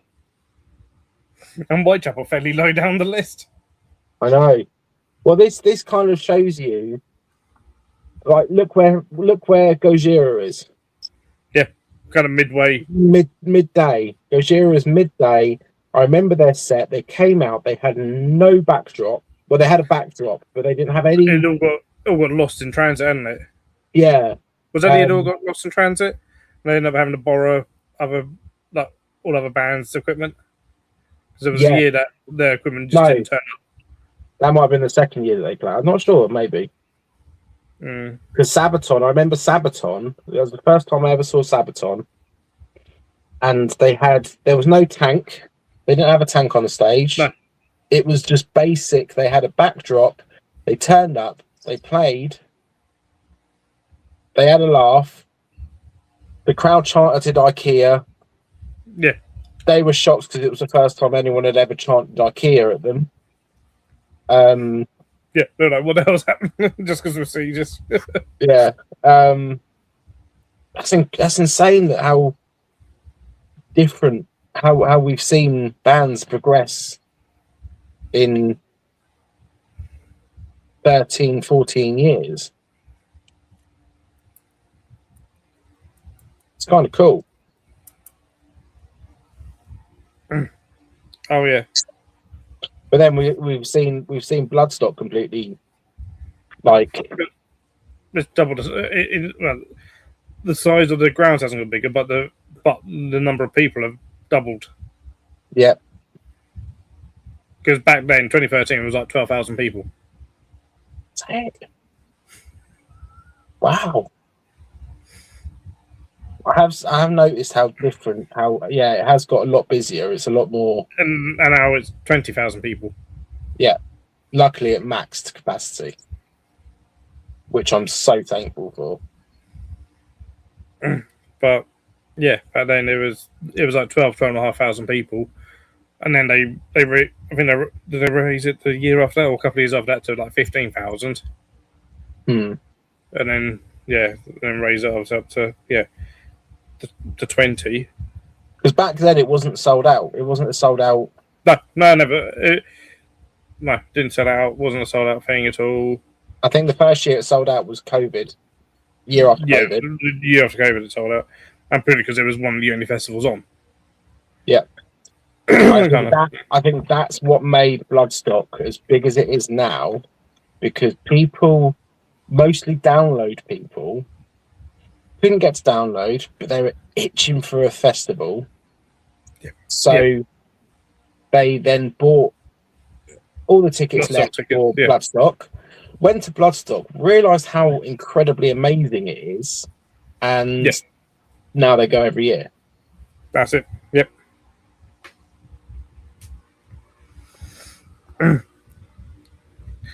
Yeah, we could have had our quiet festival if it wasn't for Bloodstock. For COVID. It wasn't for COVID. But looking at the 2014 lineup, you had Bloodshot Dawn, Entombed AD, Primordial, Flotsam and Jetsam, Prong, Triptychon, Hatebreed, Dumaborgi, and then Down as headliner. Yeah. So I've just realised something. So on the Friday we had Down, okay? Yes. So Bill and Son, whatever you say. On the Saturday we had Hell Yeah.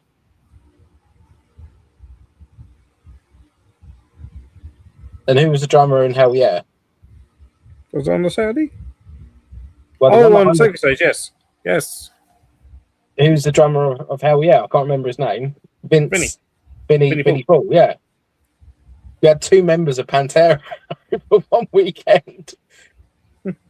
That's yeah. Bloodstock nearly had a full band of Pantera.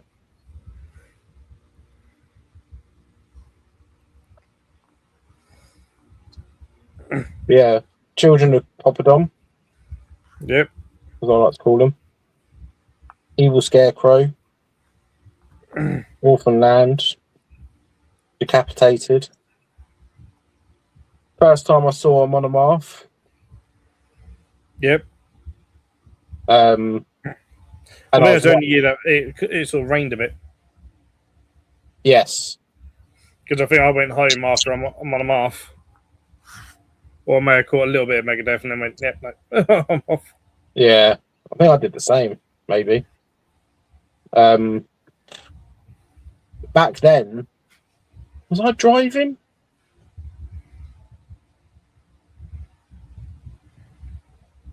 Can't remember if I drove or not. I don't think I was driving back then.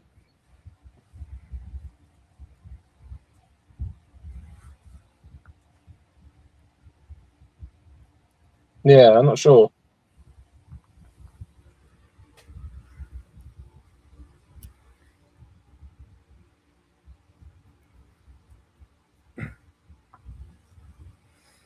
But it is sort of interesting. Something like, going back and seeing the old lineups and seeing how far. Yeah.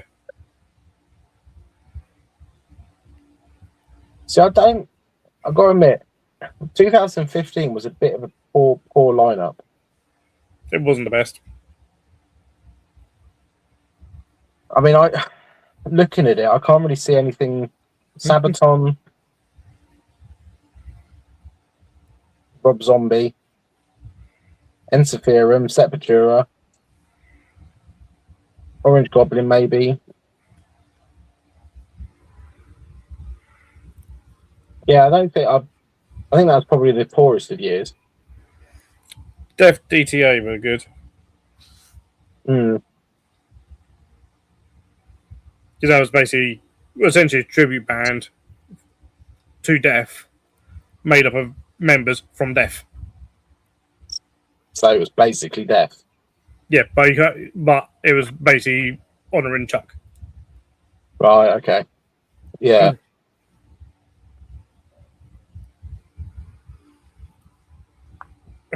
2016 was a good lineup.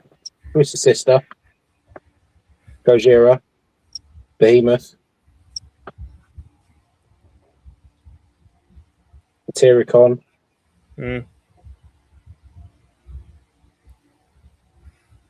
Oh, that's the year that was it. This the year that I saw. Yeah. So me and my friend Emma, because we didn't want to see Slayer. We both hated Slayer. So we boycotted Slayer, and we thought, oh, we'll get right at the front for Pyrohex that was on for after the headliner on the Sophie stage was on. Pyrohex would be on, and we had friends that were in Pyrohex. So yeah, we got to the front. And we ended up watching Goat Whore at the barrier, which is pretty good. Can't remember any of it. I was absolutely blotted. I think that.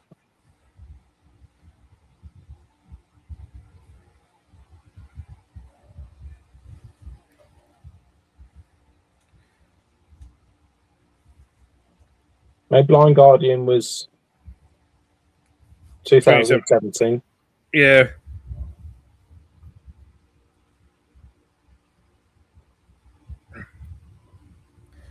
With Monomarth, Ghost, and Megadeth as headliners.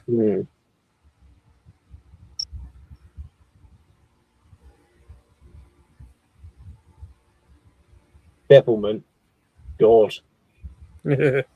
Devilment, another of bloody Danny Filth's attempts. Well, bands. I can tell you some stuff about Devilment because it's not his band, isn't it? Whose is it? Aaron's been in years, but I know the person who actually started up, and Danny Filth he's not the original vocalist. Oh, okay, that's interesting. But the guy who started up the band and started up Devilment got kicked out of it by Danny Filth. Because Danny then basically had to make it his band. And now they don't really do anything at all. Well, yeah, I don't even think they're members. they're going anymore. But that's, I mean, it's the same. Well, Defiled, when the Defiled split up. Yeah. Some of the members then started up Red Method. Yep. But now there's not any of the any members of the Defiled in Red Method. Oh, isn't there anymore? I thought, what's his name? Alex was still in it. Well, last time I got told there was no members of the Defiled in Red Method anymore. Yeah. Because some of the people that I used to camp with at Bloodstock, they know the Defiled, or they know the members of the members of Defiled, or they know the members of Red Method or whatever, and yeah, they Yeah. I don't know exactly who the members were, but yeah. Yeah, I always thought that. I think his name was Alex or DAVD. I thought he was still in it. Yeah, I'm not sure. Possibly, But could be. I could be wrong.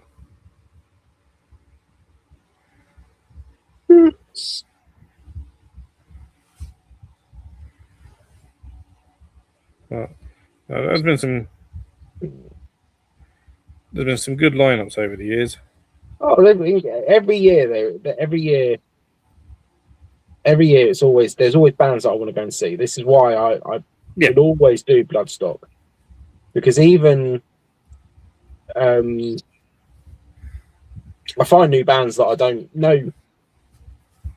Like this year, we've not even gone to this year, and I'm listening to a band called Seething Akita or Kia. I'm not a fan of them. Yeah.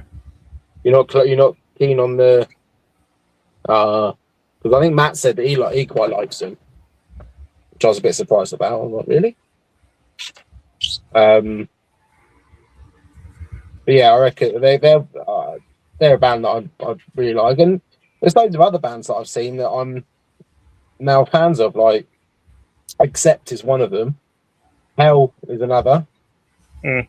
I do listen to a little bit of Ambantasia.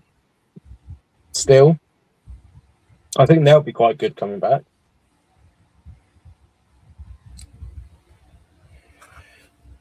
Speaking of that, and then from there's they're not huge in the UK. Who? Ambantasia. Yeah, no, they're not massive in the UK. They're big in Europe.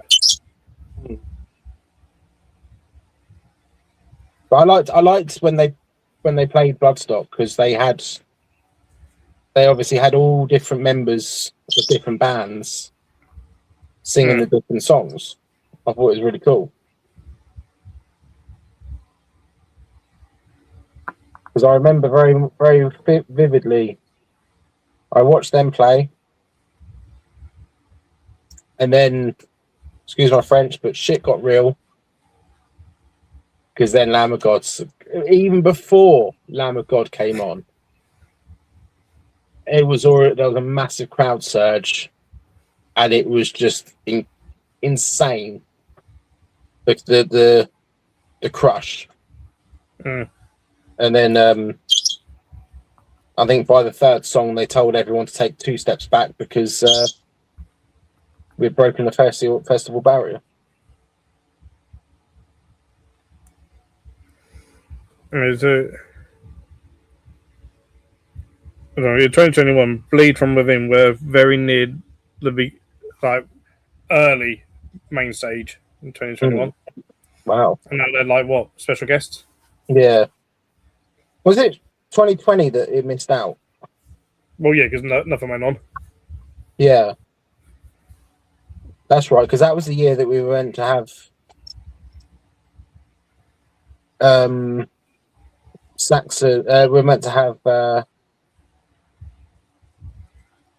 Bloodywood, Hatebreed. They both cancelled. Butcher Babies, thank God, cancelled.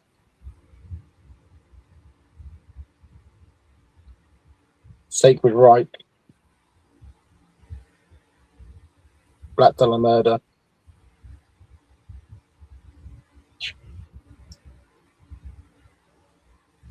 Yeah, then it was what I like to call the British the British Bloodstock. It was a very heavily British Bloodstock lineup, wasn't it? Devin Townsend absolutely loves that man. He came over from Canada. Was it 10 days before the festival? Oh yeah, self-isolated. Didn't have to, but self-isolated for 10 days. Turned up at the festival, played for the first time with the band that he was playing He'd with. done 2 tester gigs beforehand. Was it 2 testers? I thought it was 1 tester. I think it was 2 testers, but like small little gigs. Yeah. Okay. Just yeah. So literally just be essentially like practice, like let's actually play live together. Yeah. Before we headline a festival. Exactly, and then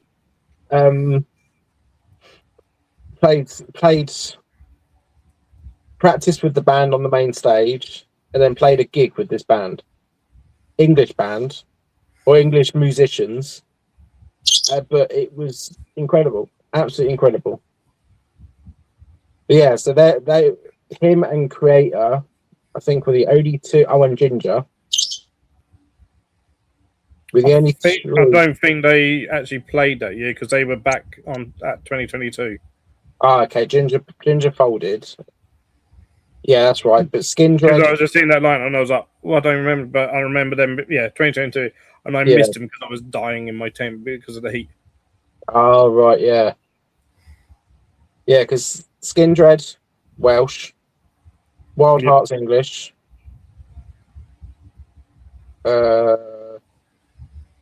Cradle of Filth, English. Paradise Lost, the English. Yes. Yeah, Yorkshire. Bury Tomorrow, English. Salosis, English. Yep. Saxon, very English. Yep. You can't get really much more of an English band than Saxon, because that's why they're called Saxons. Judas Priest, English. Glory Hammer, English. Orange Goblin, English. Evil Scarecrow, English. Bill Campbell and the Bastard Sons, English. Napalm Death, English. Yeah, very English set that was. I've never really looked at it like that, but it really is, isn't it? But then you can, there's no way to guarantee that bands could actually get there. Yeah. That's right. And this was the lava year, wasn't it? 2022, yeah. 2022. Behemoth, Testament, Oh. Exodus, Gojira, Gua, Bloodywood, Red Method. Yeah, because that was the year that was the first time I've ever, apart from Evil Scarecrow, the first time I've ever apple pie cookie. Oh, they're really good. Yeah, they are. Oh wow! They're the ones from Aldi. Yeah. Yeah, they're good. Don't steal on them. Where are you hiding them?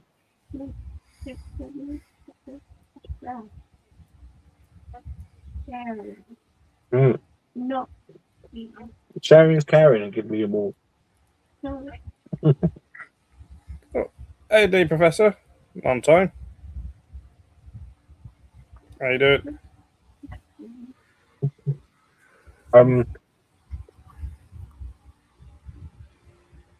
Most of the year that there was a special guest, wasn't there? What's that? 2022 was the year of the special. The stupid idea of having the special guest on the You mean the secret set? The secret set. That on the wasn't second secret.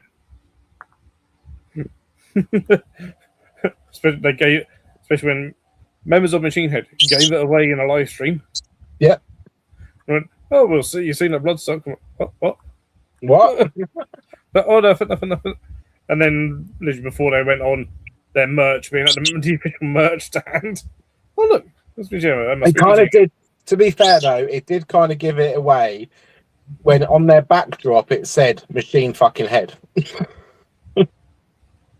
I mean, that kind of gave the game away anyway, because they had their backdrop saying "Machine Head." Yeah. It was Rob's idea to do that, and it was like, "Oh, don't do that again." Yeah. And the hottest like England has ever seen. Trying to 20,000 people trying to get into a tent to watch one band. I survived 2 songs. I listened to the whole of Imperium, And I can't remember what the other... Didn't get in the tent. I was outside. I got in the tent. Do you know how horrible it was to get out of the tent? It was a nightmare. I had some girl having a go at me for trying to get out of the tent. I was like, well, if I get out, you've got space in there for one person or two people. Yeah. Yeah.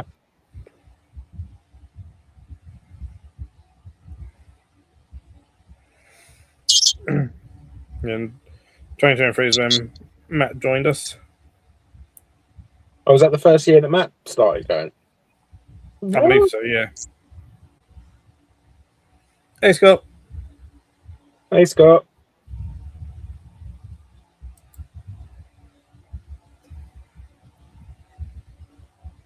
Yeah. It's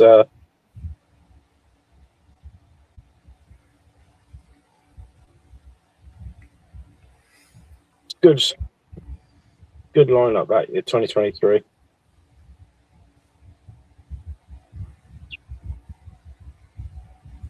And 2024, I only saw one headliner that year. I'm on him off. Yeah. Well, I didn't really want to see our OPEC because the 3 songs that OPEC will play? Oh, they were good. They were good. Really? They play like... No, it was hilarious because it was like fan picked. And he was like, and like Michael was like, it's interesting. You've picked songs that are at least 20 years old. It's like, yeah, everyone's picked your heavy stuff. Yeah. And old stuff, of course I have. And Architects, I think I survived like 3 seconds of them. No, not for me.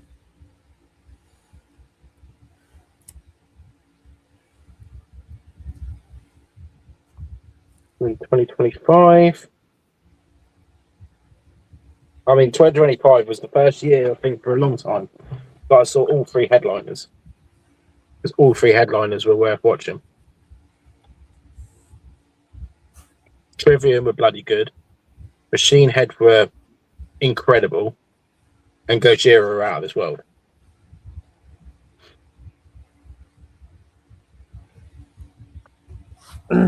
Yeah, Gojira kicked out the park with their headline set. Definitely. 100%. So you're looking forward to the next Invert show? Yes. It's been quite a while for you, hasn't it? The last one was... Wigan. Jesus. Was the last show I was at because I didn't do Bug X. Long gap, isn't it? Yeah.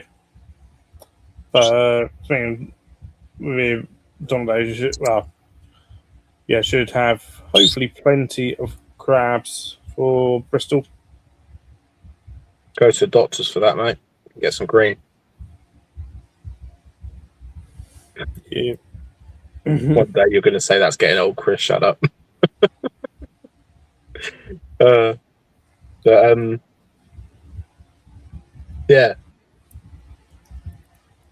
What do you reckon? You'll have a good selection then? Hopefully. Although it sounds like, well, problem is with the exporter is Phil, you've been giving Taro crabs. yes, they're not vegan. So.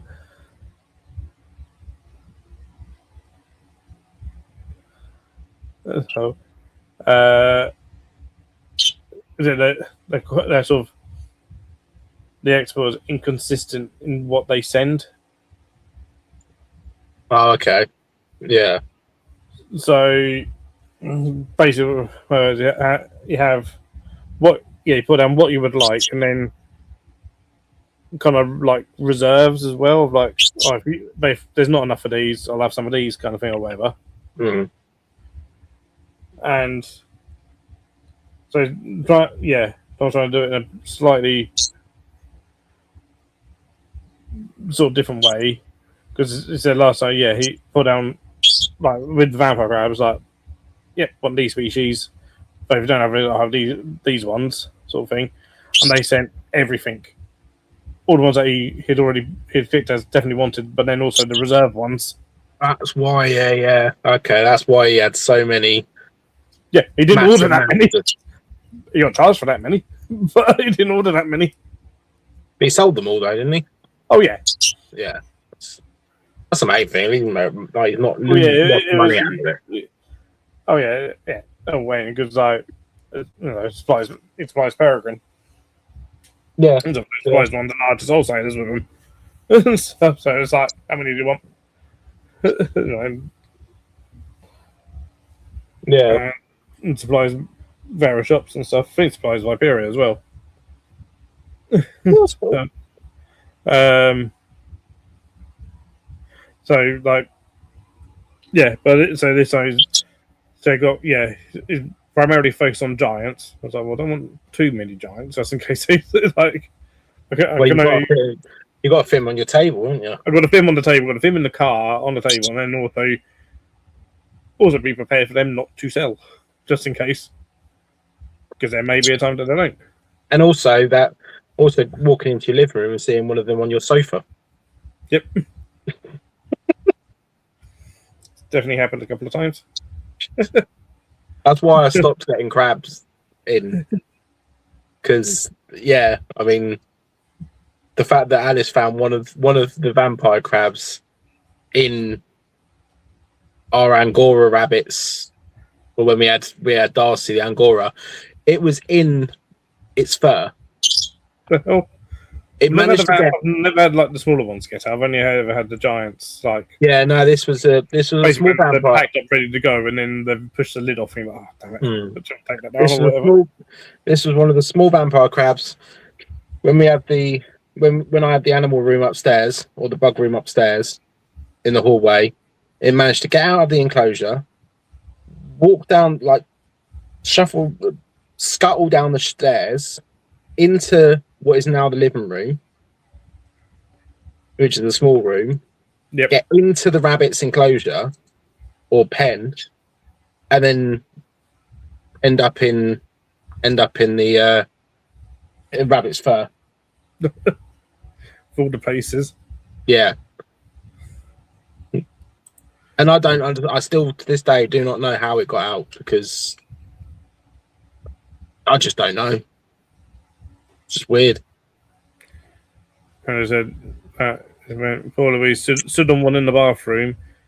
And she told him no more, and she still feels bad about it. So you're not the only one that had vampire crabs get out. No. I'm presuming vampire crab, but yeah. I think you have, if you keep crabs, at some point you are gonna have an escape. It's inevitable. It's the same as if you have hissing cockroaches, you're gonna have one escape. Yeah. Red runners. No, you're a little bit. I mean, you've got red runners. You've got the ability, the fact that they can't climb plastic. So I think that's a plus side with them. Or can't climb glass. But yeah, I don't know. I just stopped. I can't do vampire crabs anymore, or crabs in general.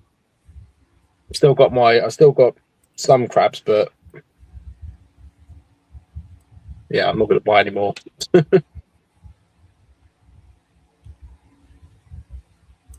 Oh. And well, yeah, so strong. Open day magnetic lid.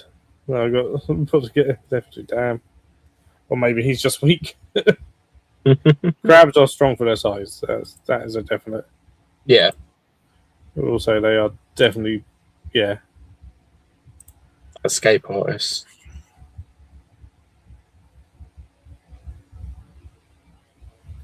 Yeah. I know. I'm on the hunt. Oh, Phil. Do you still have curly hair males? Nope.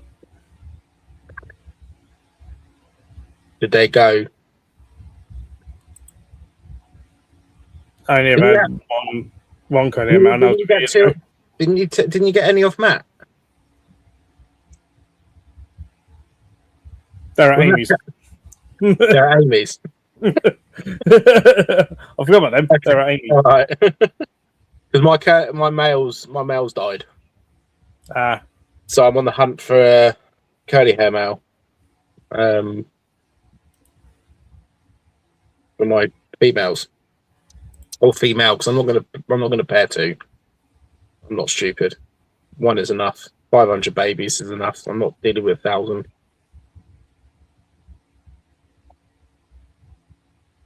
Yeah, if you see anyone that's got a male that they're trying to find a loving home.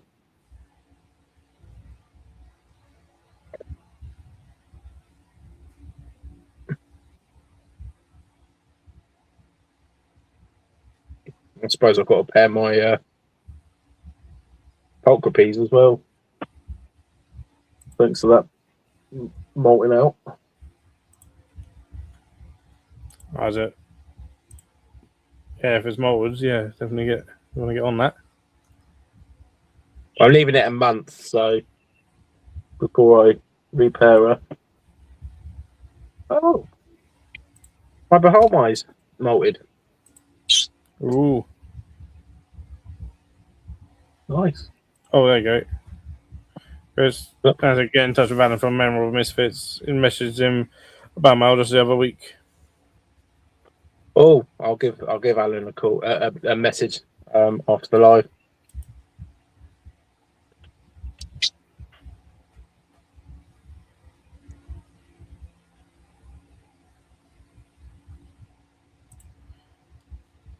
Yeah, it's no. But if it's old, then it's yeah, there's no point. I mean, my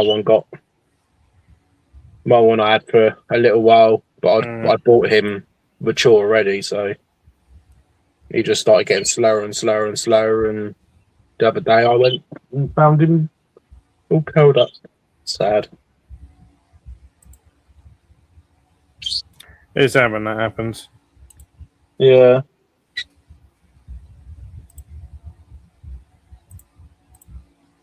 That's my Nauticus.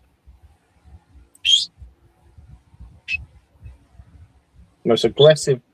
This is the most aggressive scorpion I've ever owned. Well, Nauticus. Yeah. Literally, yesterday I was doing the waters, and it was darting for the water, not to drink it, to attack it, and it was running across the enclosure of it. Oh wow! It really is. It's proper feisty, and I love it. It's brilliant. Keeps me on my toes. Yeah, definitely.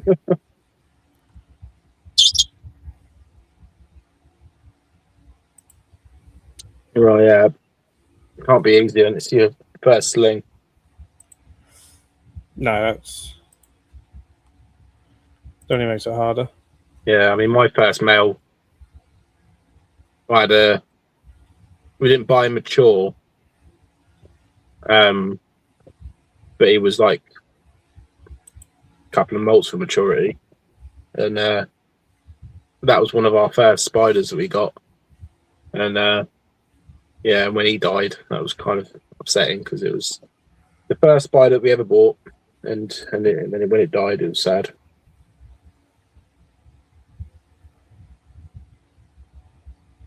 I just saw Scott's thing, not quite sure if bought or caught.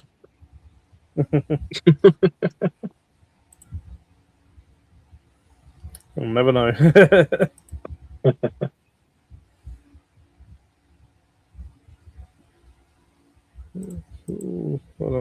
We're coming up to 10:30. So probably draw the stream to a close. I'm working morning and it's still bloody hot up here. How hot is it in the tropical house? I don't know. I wasn't in today, but I'd imagine even with the roof open, would have been 30 plus as an ambient. Does having the roof open actually do anything? It stops it from getting even hotter. Oh, okay. I generally don't know how you can work in that kind of. I mean, where I work, I have 3 fans that are pointed directly at me because I hate the heat. That's why literally after this live, I'm chucking my air conditioning unit on and then sitting in front of it for about 5 minutes. Yeah, if I had the roof, well, that's what I was going to say, but like say like yeah, this week if I keep the roof closed, during the ambient temperature would probably get up to like 50, 60 degrees Celsius. Thing is, do members of the public still go in there when it's that hot? They're doing it and they moan about it. Fair enough. So why is it so hot in here? Because it's a tropical house. So, but there's also the humidity as well because it's drawing house is essentially it's a greenhouse. So yeah, you walk in there and it's even it's 30 degrees, it'll still be like 80 to 90% humidity. Mm. But I remember when that Roof flow, 100% humidity. Yeah, no, I can't deal with that. I mean, when it was that stupidly hot summer, we went to Kew Gardens and went into the palm greenhouse. I don't know why we did it, but we went up the steps right up to the top. I've never felt heat and humidity like I did there. It was horrendous. It was disgusting. It was couldn't breathe. I mean, I'm not very good at heights anyway. I hate heights, and so I was clinging onto the bloody railings, looking forward and sweating like I've just jumped out of a swimming pool. Just got out of a swimming pool. Yeah, it's not great. Yeah, especially when like lovely building, but when it's sort of very well, it's Victorian. Yes, sort of thing, Victorian built and stuff. So yeah, I mean, I'm in there for years, but yeah, lovely building, but on a hot day, nope. Absolutely. Never again. I don't even want to be in there. Yeah, that would be not nice in there at all. I can imagine. There are a lot of hamster drawings. Right, well, we'll end the stream. Cheers for coming on, Chris. That's all right. Thank you for having me. Here's everyone for watching. Hoping that I'll either be waiting to get back from hopefully either next Monday or the Monday after. I may have someone coming on to chat about live feeds and live feed care and everything. Cool. He's the guy who basically drew up all the care guys for zoos. That'd be cool. So hopefully, in discussions of him coming on, and I'll see if he wants to go on the Mad Exotics one as well. Stuff, but that'd be a good one because he's very much a live feed person. Nice. So, cool. So that'd be a cool one. I'll hopefully be either next Monday or the Monday after. Hopefully. Nice. Here's everyone, and if you don't see you before, we'll see you at Bristol show at the end of the month. Good night, everyone. Everyone.